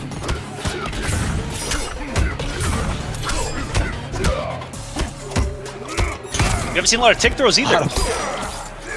No, we're not seeing a lot of tick throws at all from Gears, and I guess it's just because, you know, the Scorpion, he has a lot. Again, the mobility. Yeah, it's the fact that, like, when he's jumping, he's not really jumping. He's not fully committing to something, and a teleport can come out of nowhere if you're trying to anticipate, like, an anti-air approach. Love the hit confirm into the low sand, only to switch the sides. Very smart stuff. But remember, you're fighting against Scorpion. Scorpion's always one teleport away from getting out of the corner. Super duper good. A very good option to have. There he is. Switched it up. There it is. I mean, what are you going to do about it? What are you going to do about it? Absolutely nothing. That's why. You watch him do it and go, okay, cool. See ya. Oh, big punish here. I guess mid-command grabs are fair, because they're going to whiff there when those tick throws don't go your way. Blocks the overhead. Good stuff. Good reaction. Risked his life fuzzy 12% right there. He risked his life for 12% and ate 30%. Let's you want to calm nerf down. that? Let's calm down, Mr. Down player. All you Kotal players. We love your mid-command grabs. Okay. Hey, I haven't seen... Okay. I haven't... Hey, also I'm saying, have we seen a mid-command... Have we seen a mid-command grab win? You know what? There's just 0 Kodals in EU, alright? Everybody knows that. Everybody. Oh, there are. They're all in a... They're actually really good, too. Low-key. Okay. Maybe it'll turn into high key when they sign up by going to competition.com. Exactly. You guys better, too.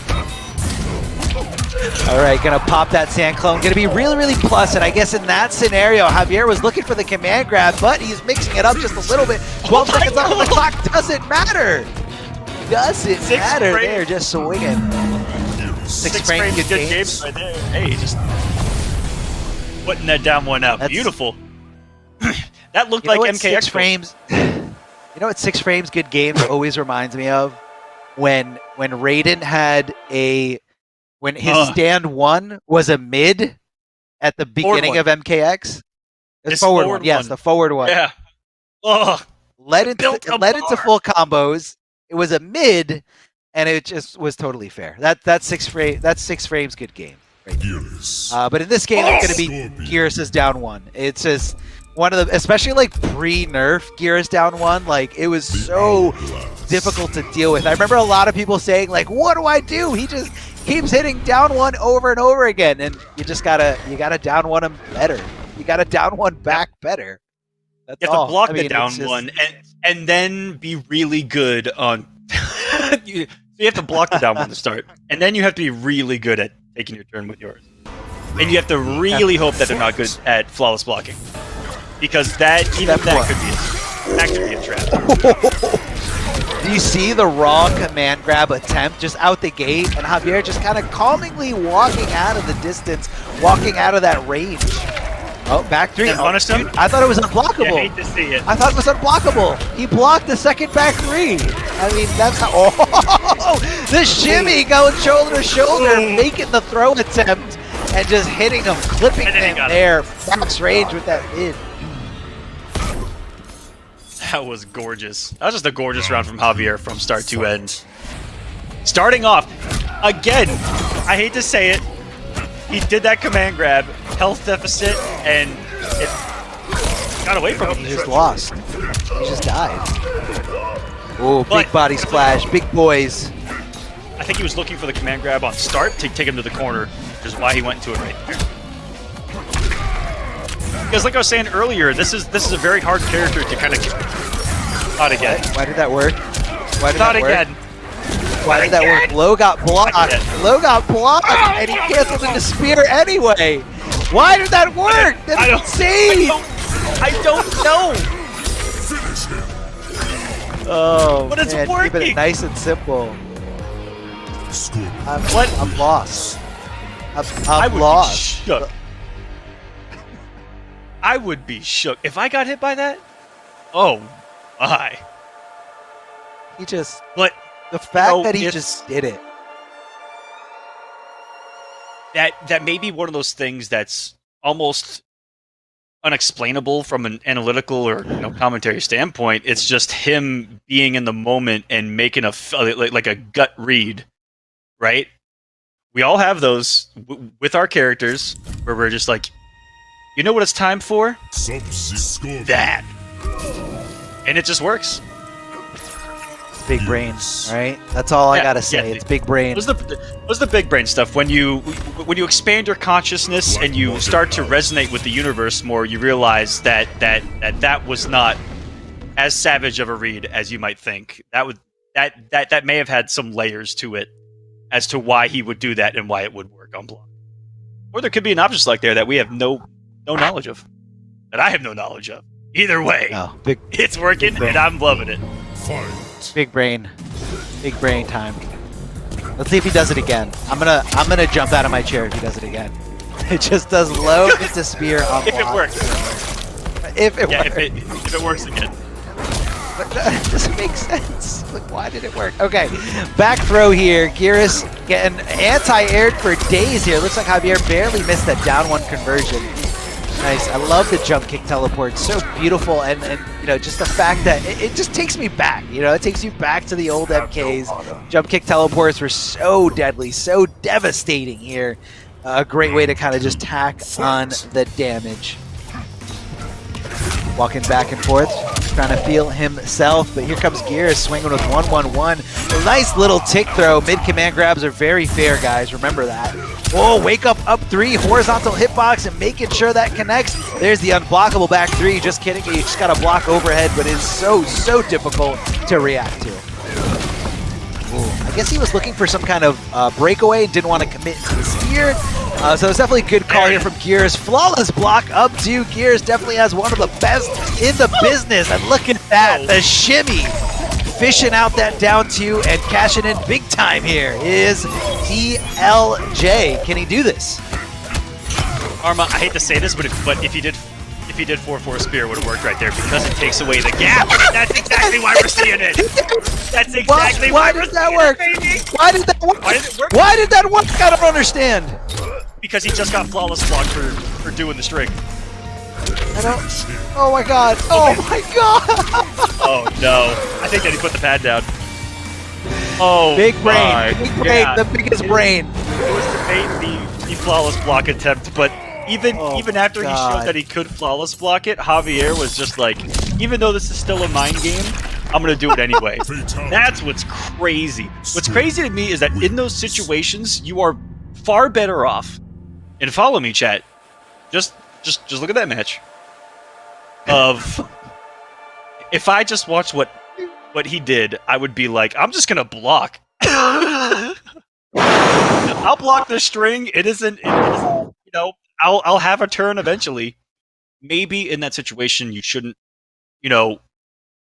rely on flawless block because you aren't gonna, it isn't gonna put you in the most detrimental position if you block spear and get a punish, or if you simply block the string or the stagger and either have a turn or potentially have a turn. So, wow. So I mean, wow. you could say that you would do that, but it's like trying to tell your instincts to just shut off. And like, in order to be consistent with like flawless block attempts, like you gotta just train your brain over and over again. But man, what a call out! And that kind of stuff right there, it burns you for that grind where you make it muscle memory to flawless block stuff like that, and where you are just so, again, tunnel visioned on of just being able to pull it off to begin with, that you forget about the actual mix-up in that situation. And it's that tunnel vision effect, and I feel like that's what got to him, was overthinking it in that situation. Oh man. Yeah, Big brain, absolutely. Big brain. But guys, I'm heating up here. Tell us about the merch, Mr. Aquaman. I'm also sweating just thinking about it, guys. We got a couple of matches left in this top 8. We've got losers finals, we've got grand finals coming up. But before we get there, we're gonna go to our break. And before we do that, I want to tell you guys about the merch store. Go check it out, Amazon.com/Mortal Kombat. Rep your realm and visit the Pro Competition store today. Browse the apparel featuring different regions, different characters. And there are more characters than you see on here, and there's more items than you see on here, not just in clothing itself, but also action figures are up there and other merchandise. Go check it out, Amazon.com/Mortal Kombat, and we will be right back, guys, with the conclusion of EU West. Don't go anywhere. We'll be right back. Welcome back, everybody. You are currently watching the home stretch of today's Pro Competition, our EU West qualifier for Intercontinental Combat. Well, my name's Ketchup, joined for the final time today by Mr. Aquaman. And we've got 2 more sets left to go.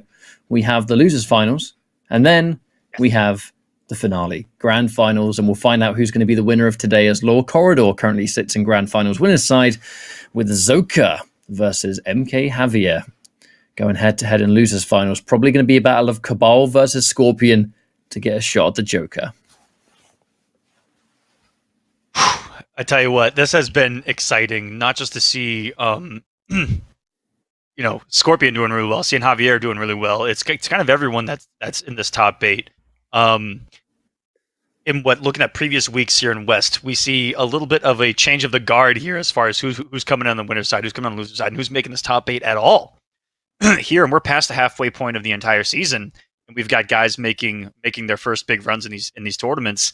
And I can tell you from experience, and I know that you can tell me from experience, and then both of us can tell the chat watching from home from experience, that if you start doing well even halfway through a series, you have a really good shot at making the finale. All you need is a couple of good placements, and you can be in there. And so for all these guys, weeks like this are going to be huge down the road, and it's good to see so many new names making an appearance and making a big run like this.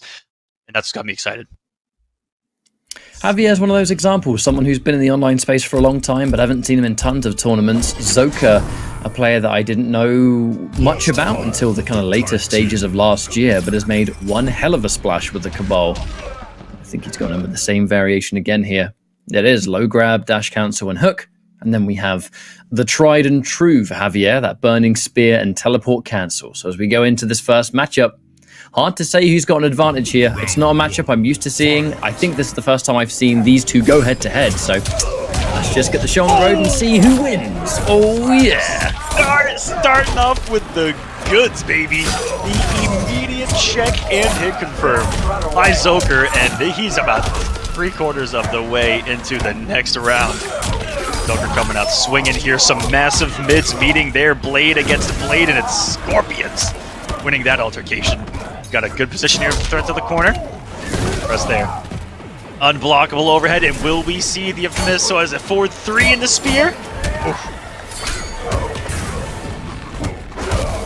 I mean, Javier's, he's shown all day long that he's not afraid to do that kind of next layer, or if you want to flawless block, he'll throw a spear at the end instead.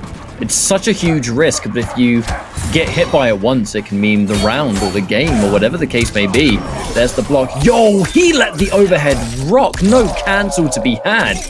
And that is a clean punish for Javier. No opportunities for Zoka to challenge, and that's a round 1 for Scorpion. But wow, did he have meter? Yeah, he did. He had plenty of meter to cancel that.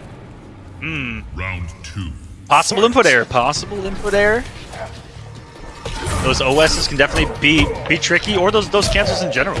You know, one little fat finger here or there, it costs you everything. Gets there, and he's been so good on those back ones in particular. On confirming them, on setting up beautiful whip punishes with it. There's the confirm. Wow, wake up buttons coming out from MK Javier. He's really trying to challenge Zoka to say, I want you to challenge me on Wake Up. In this case, Do your mid. overhead coming out. Do it. Oh! Big damage. Oh, he drops the combo. I like this. All right, he's back on the hunt here, and he whiffs. If he would have done the jump to catch up, he may have caught him, but he went for the ever so T-Rex slim jump one and whipped in front of his face. Luckily, still able to survive the round, survive that encounter, put a round on the board. He's already conditioned in this first game to worry about that low hook. 2 overheads connected in that round. Anti-air standing 1. We MK9 in here. Oh, I was half expecting another one right there. I think that's exactly what he wanted to throw at him. That was beautiful. But I think that Zoker expected teleport because it's Scorpion, ladies and gentlemen. Too slow. And that is a mind game a Scorpion player can use against you. Jumping at you a lot and then going, you know what, I'm going to do these clearly anti-airable jumps and just wait for you to be wrong and then teleport you. Zoker's working with a big lead right now, though. Oh, those cancels so crisp. And even though he's been doing those buzzsaws on block, which are still really good, he's been fishing for counter pokes with it. Looking for those KBs. Yeah, that fatal blow was spent in round 1, so Javier, he's not going to have that all-important resource for the kind of explosive comeback. Puts himself barely minus. I like that Zoka's not pressing there. That's a really common and popular flawless block bait. However, there's that 2-1-2 coming through. As Cabal, the fatal blow is ready, but will he have a chance to defend it? The dashing grab, lovely tech, Zoka. Oh, he doesn't quite get the jump in. He was looking for it. Oh! What is going on here? He almost shimmied him looking at the stand one out. Oh my god! That was He blocked the mix, Aquaman. He blocked it. Oh, we all got hit by that. Apart from Javier, I'm sure of it. For sure. Wow. That was such a scramble. And it had started. It wasn't even like the scramble was just those final few seconds, under 10 health, but that scramble had been going on since they were both what I feel like at 40% HP. Neither of them wanted to lose that, and you could tell that the tension was in the air with all the little execution errors, all those big decisions on the fly that are just, go big or go home. Cabal. And those are the matches that we love to see here in competitive Mortal Kombat. Man, you know what, Aquaman? What I've noticed, this customization that Zoka goes with at the moment, the blue one, he normally doesn't take that cosmetic, right? And it might not be the reason, it probably isn't, but it's got me thinking. This Cabal that he's got here looks alarmingly similar to the Cabal that was revealed in the MK movie poster, wasn't it? I was going to say something earlier. That it looks a lot like movie Cabal, doesn't it? It does. Yeah. I wonder if there's people that are now inspired and they're going to kind of make some new customizations. I think it looks sick in the film. Like that poster, god tier. Oh! I already want his own spin-off. Do you get it? All right, Oh I'm my leaving. god. I'm leaving. Yeah. Don't worry, stream. We've only got him for about, an extra hour tops, and then he'll be done. Oh, there's that jump in.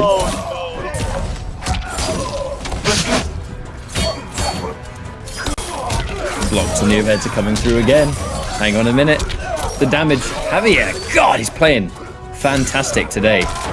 And he is, in fact, a player that has been able to defeat Law Corridor in the past. So definitely don't think if he makes it into Grand Finals here that this is Law Corridor's tournament. Javier could totally go all the way right now. With the way he's playing so far, Zoka giving it his all, and Javier still somehow able to find it through. Good block on the overhead, though. Empty jump 1-1. Classic. You press. Eat the back one. It was the slight delay into that back one as well that really opened him up. And like those short hops, those quick overheads.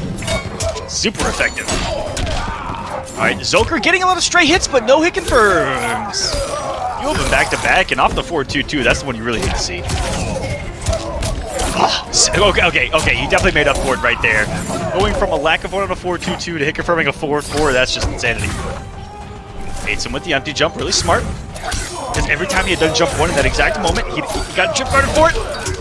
Big cash out. Oh no, this is life alert. What are you doing here? Unbreakable into KB!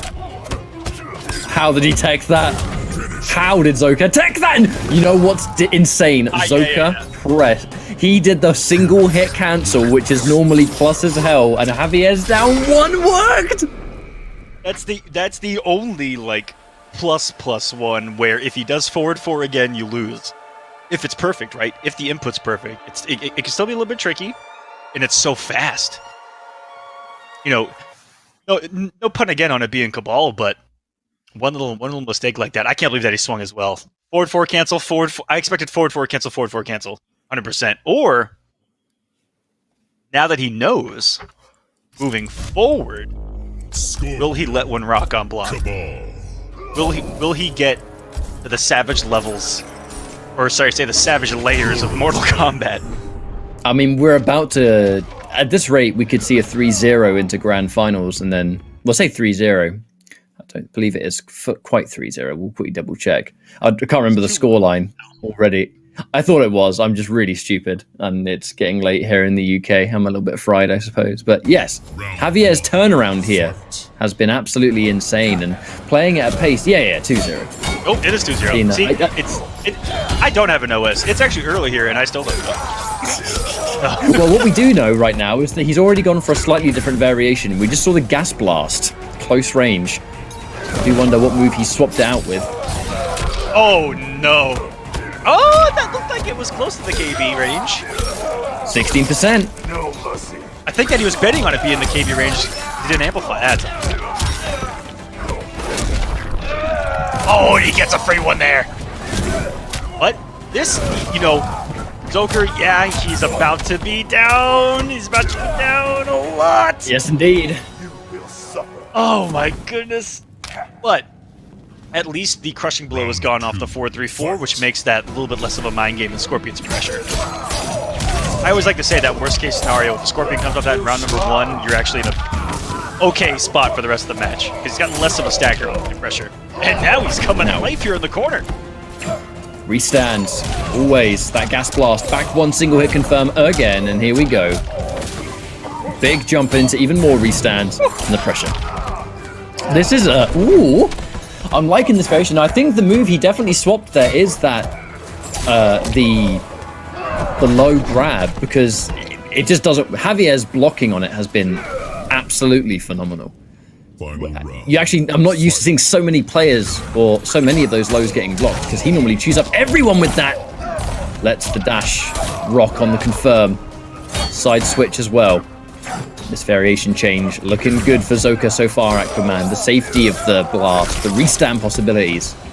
Yeah, the fact that he got him to the corner and was able to utilize it really well too. And it works, you know, 30 plus damage into a restand in the throw makes it a half-life, you know, sequence. Ooh. Big jump in. Oh yeah. Guaranteed. Keep it guaranteed.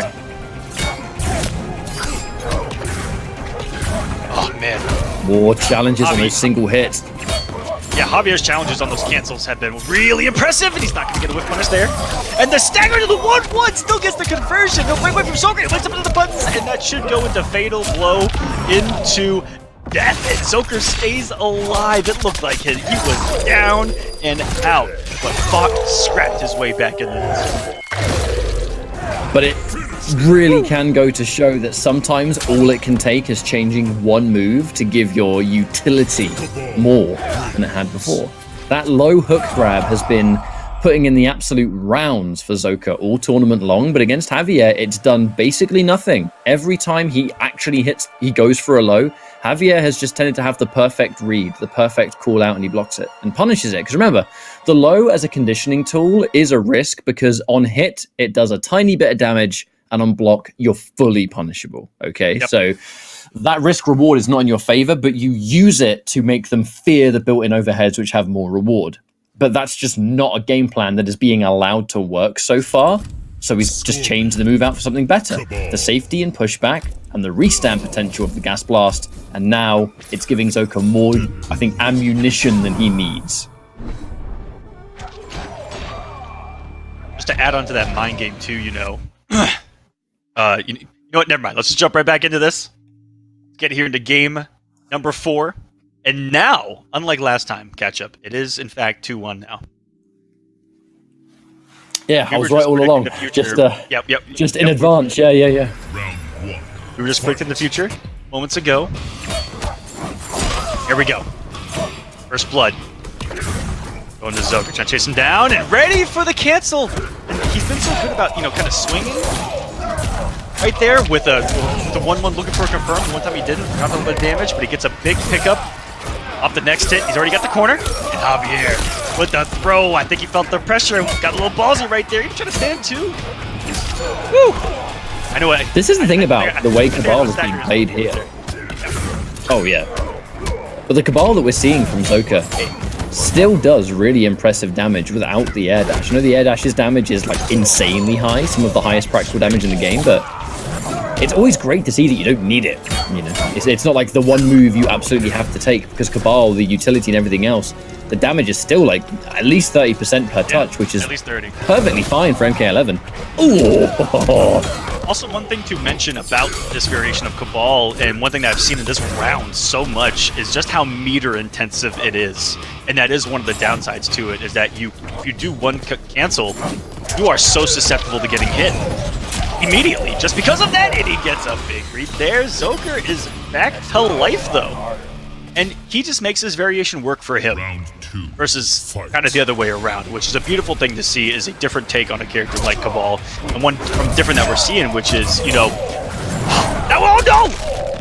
Back-to-back, beautiful reads by Zoker, gets the flawless block, and all those resources I told you about, all of that meter, he's just coming off of all of it as he gets it, I feel like. This is beautiful.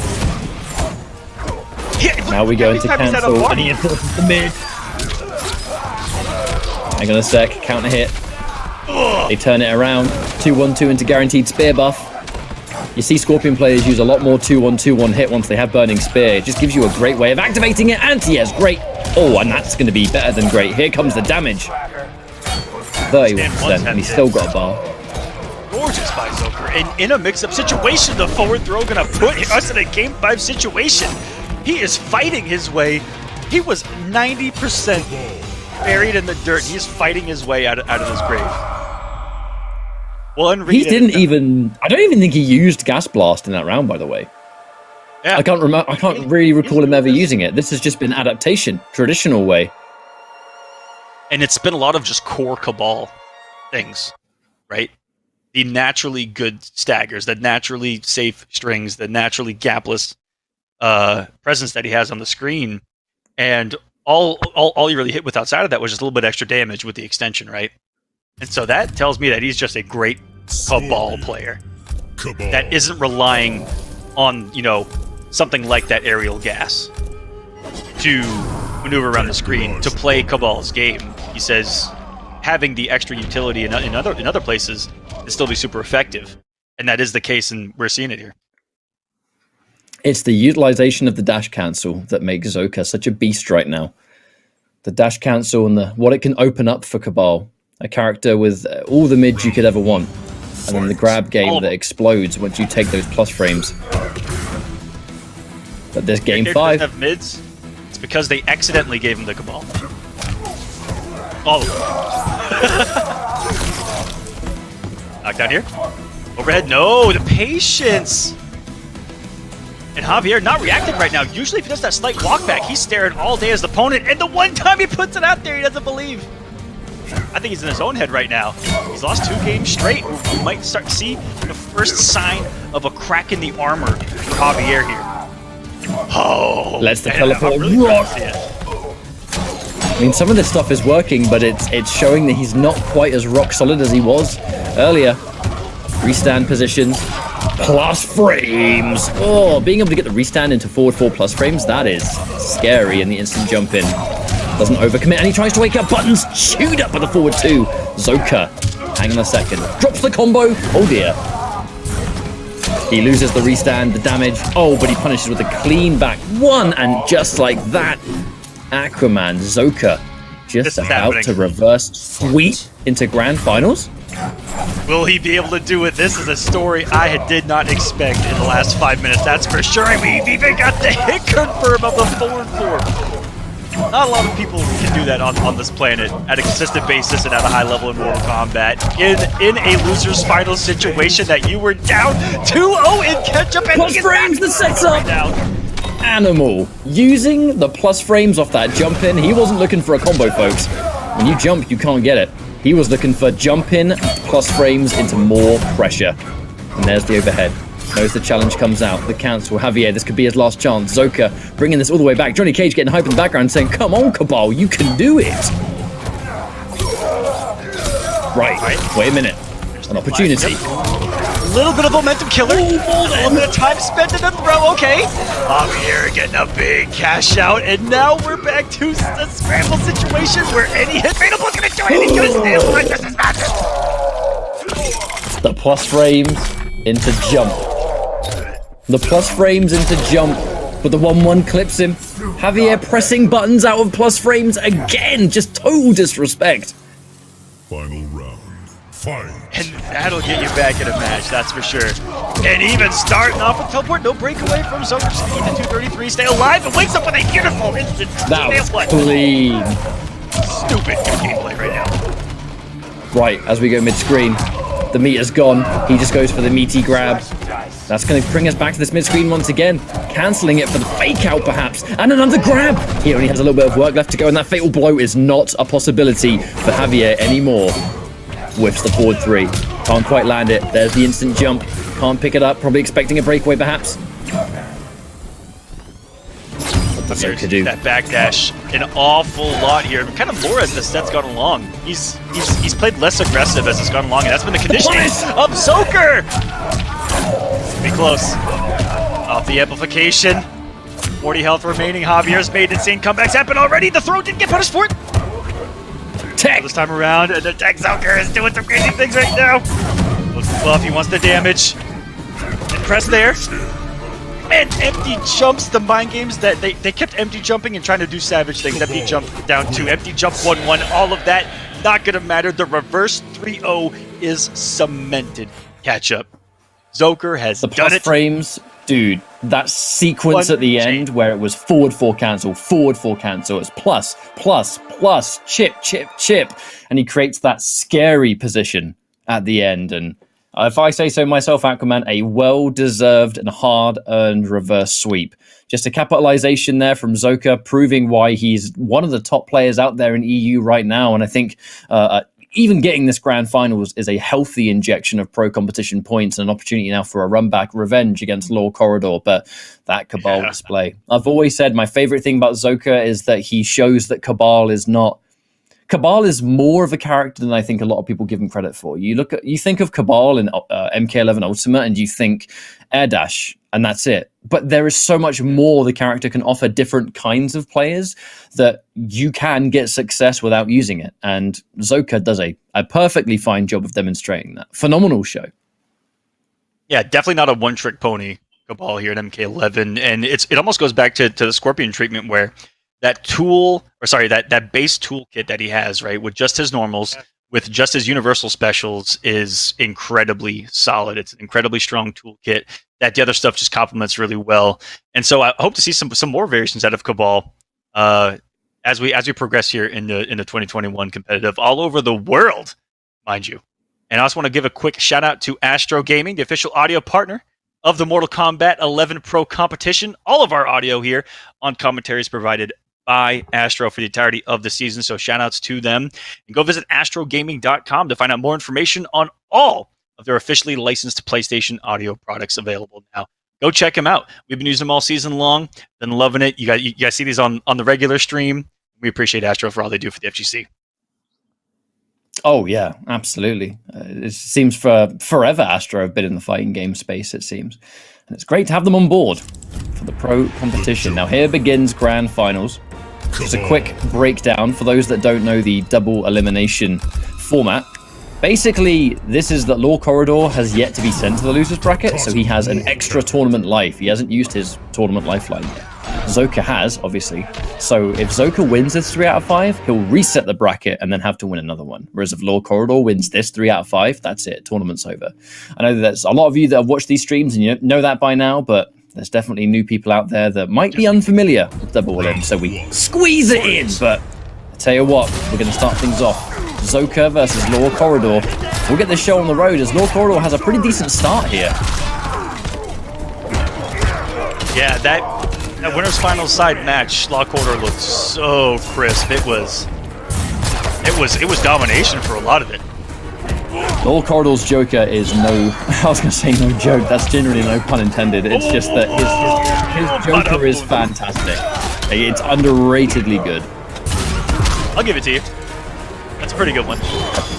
It was accidental. I wanted to say it just so happens that his character was called the Joker, and that's just the term. And by the way, bam, air-to-air 1-2-1. Give me that down 2 on the end. Now Lord Corridor takes round 1 here in Grand Finals. Joker, I mean, he's got a mountain to climb and then some, Aquaman. Indeed, and without any defensive bar, this mountain's getting taller. For some reason, he's climbing it, but as he's climbing it, it's getting taller on him, which is just unfortunate. Health lead. Every single read right now by Lord Corridor, shutting down any attempt that Zilker has made at moving forward. He hasn't been able to move forward at all, Ketchup. He's just running into something. That's a good read from Lord Corridor. And there's something about that straight gunshot that the Joker has being pretty much like human-sized at the very top means that jumping over and jumping in on Joker's kind of difficult because you jump in and he hits you. Oh, God! What a game one that was. Like it was last time they played, it was the gunshot shutting it down, and the other thing, which is a thorn in everyone's side, is that 2-1. When he gets that 2-1 out, you're just like, man, how do I stop? Once it's active, once it started, you're like, oh, I gotta hold this, as well as something that you simply cannot jump at. And he has done the best job this tournament at shutting down Zilker almost completely. Now, which hasn't looked the Cabal at is all. something that is struggling. If the Cabal is something that has a hard time, we have seen Zilker in the past actually have a pocket Liu Kang for certain matchups. Now, I've only seen it used against Cetrion, but if he's having a really hard time here against the Joker, there might be a chance that, like, if we go into a 2-0, he might actually change character. Now, I don't know if maybe he doesn't think that Joker is tricky enough, but I know that he has. My point is that he has a pocket character. And after what could be 5 straight losses, and that's a big if, that could be time for a change just to try anything new, right? In that moment. But we aren't there yet.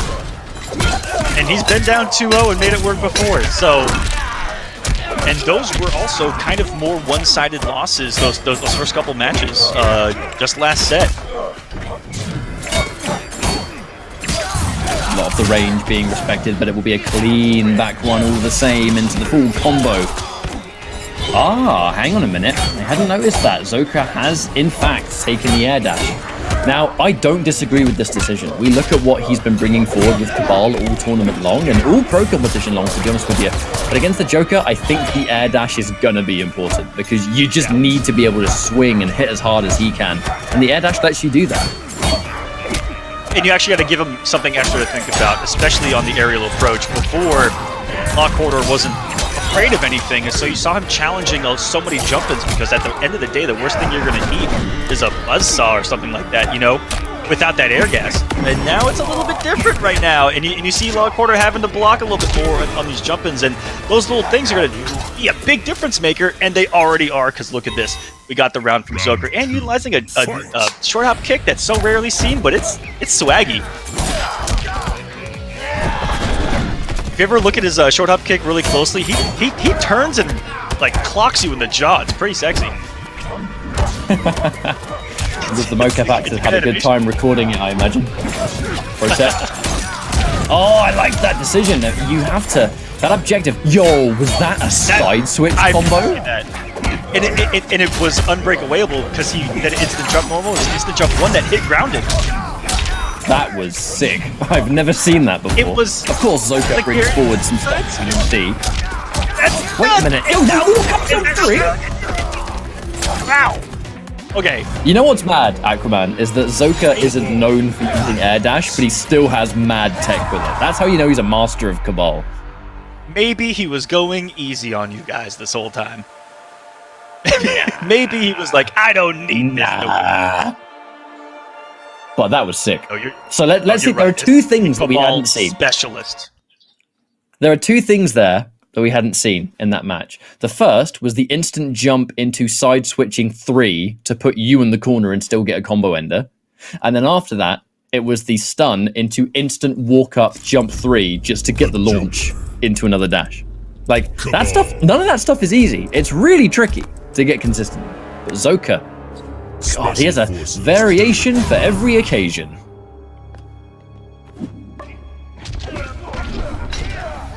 Now it's Law Corridor who's going to have to make his first adjustment of this matchup. He's facing the guy that just came off of a classic of a victory in Losers Finals. And he's just been chilling, sitting watching. Fight. Reverse sweep, man pulling out the broom and saying it's dusty in here. Oh, there's a jump in another confirm. Break out the low corridor, but it creates that meaty situation with the grab is scary, as always. Cabal, I like how he short hops into the dash. That's so weird to challenge. Good drop there.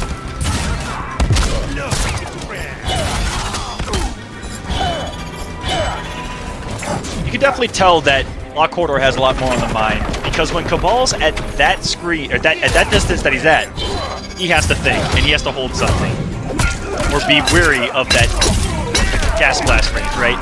So that's the biggest difference I'm seeing catch up in this matchup so far, in what we saw in the first set, and then in game number 1 here.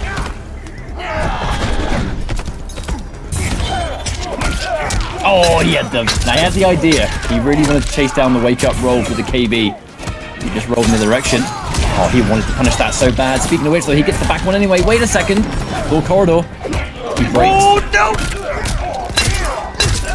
If he just did like a single button into it, if he did like standing 4 fatal blow, that was a mix-up for sure. Lower corridor broke at the right time. Fight. Alright. Woo-wee!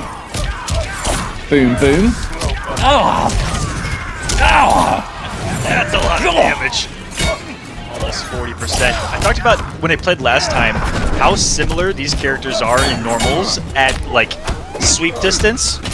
They have a very similar toolkit as far as their mids and the ranges of them, and you see them before there was the leap, before there was the gas blast. They were playing a much more grounded footsie game, and I really like this adjustment by Zoker to get out of that stubborn mentality and go for it here. That might be matchup specific, but also player specific. He's using it against Law Corridor perfectly so far to at least make a comeback start to happen and put a stop to what was 4 games straight, and now he's in this set, closing out the round in a fatal blow by any means necessary. We're all tied up once more. Can't run. Yeah, say talking about comebacks. Oh, no!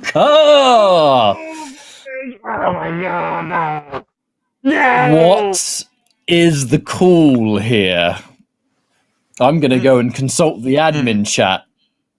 Ooh! Ooh! Ooh!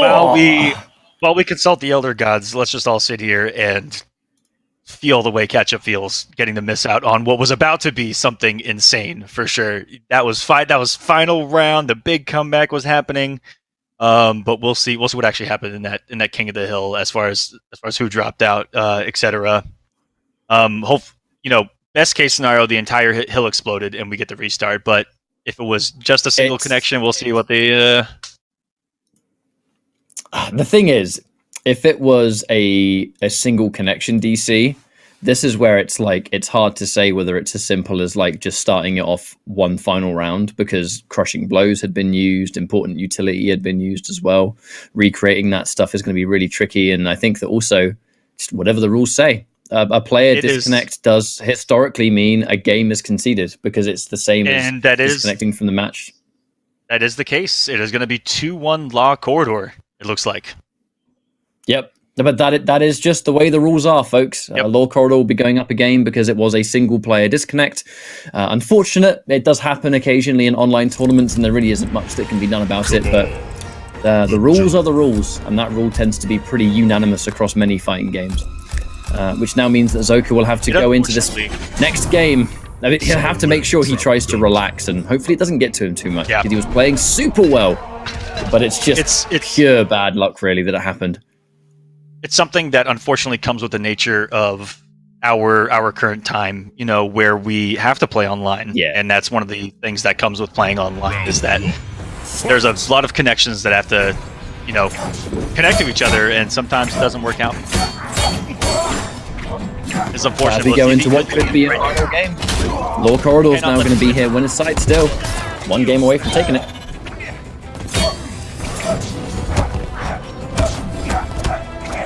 The frames already continue with a perfect read and the neutral jump. Ooh, he's going to get big damage in the corner for this. God, the Joker, he hits so hard. The Cabal. Lovely answer for Zoka, though. Love it. Woo! Pretty good into that, and he's still going to get some big old beefy damage right back. 30% right back at you, and he tried to wake up Buttons. That got shut down real quick. Zoker, 2-tapping him into a health deficit. Gotta ship him there with the walk back. He's been loving that.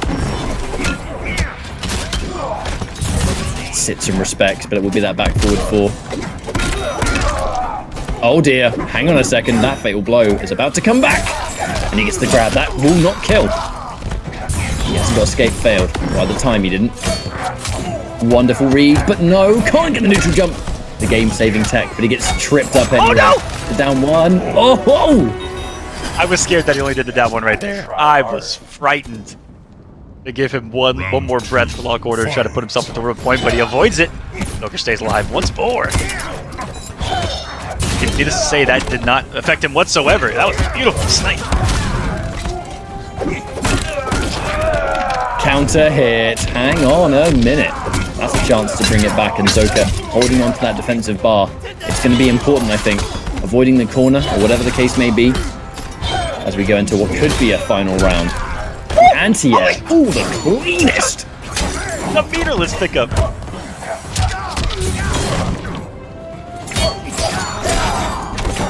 Watch this dome, even though he doesn't have the low equipped.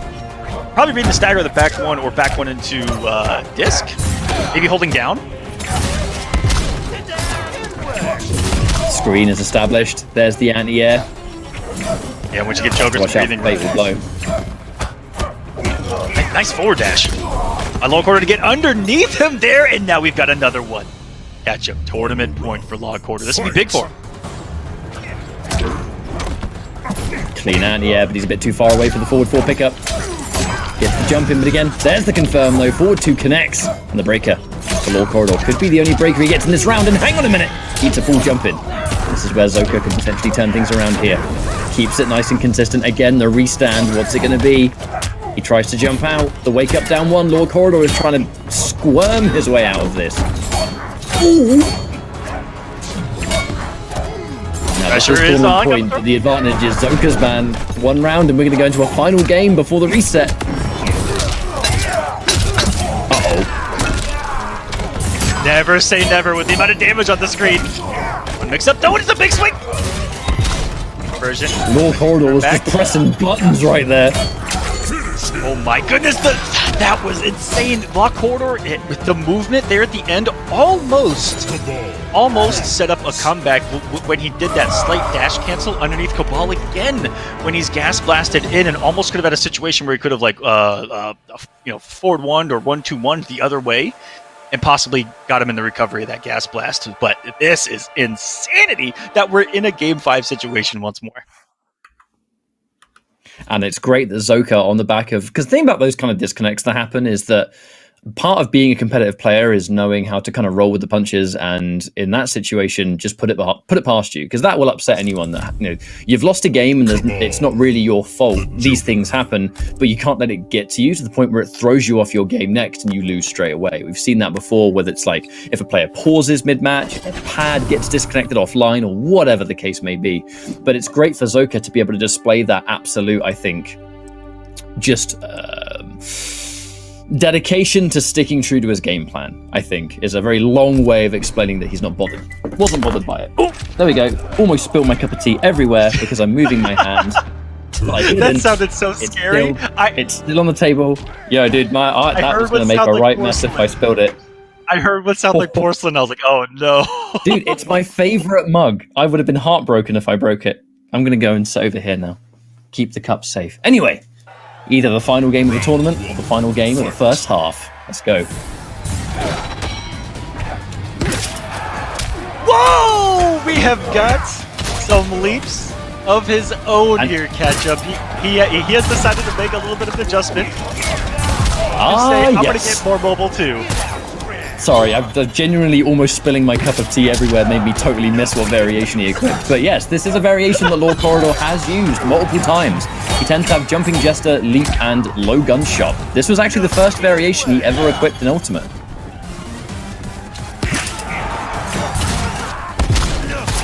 Fighting fire with fire in the form of the super jump. Oh, that's a counter hit, and Zoka. He calls variation upgraded Joker on the streets. Oh, there's the low. Chip damage. For the longest time, he didn't have a name for this variation. It was just a random mishmash of characters, to be honest. The slam and the amplify. Yo, this super jump Joker. This is a high octane matchup, and it's going to bring Lord Corridor into tournament point again, letting him fight in the air, something he couldn't do before. Oh, air to I air. love this adjustment. This might be one of the coolest adjustments I've ever seen in Mortal Kombat 11, where you go from a grounded game that Law Corridor is beating Zoker at, and then Zoker goes aerial, wins the war, and then Law Corridor is like, you know what? I have this hidden in the arsenal as well, and after Zoker wins that next battle, he's like, time to make an adjustment as he's trying to win the war now. Bringing the aerial arsenal of Zoker. Oh! More of the Bird Boy beatdowns. They're starting to add up. He's getting dangerously close to crushing blow territory. And now Zoka is in big trouble. That trade saves his skin because he could not afford to get hit by that. Oh, he loses in the air. And that's going to be Super Jump Joker, bringing Lord Corridor into a pro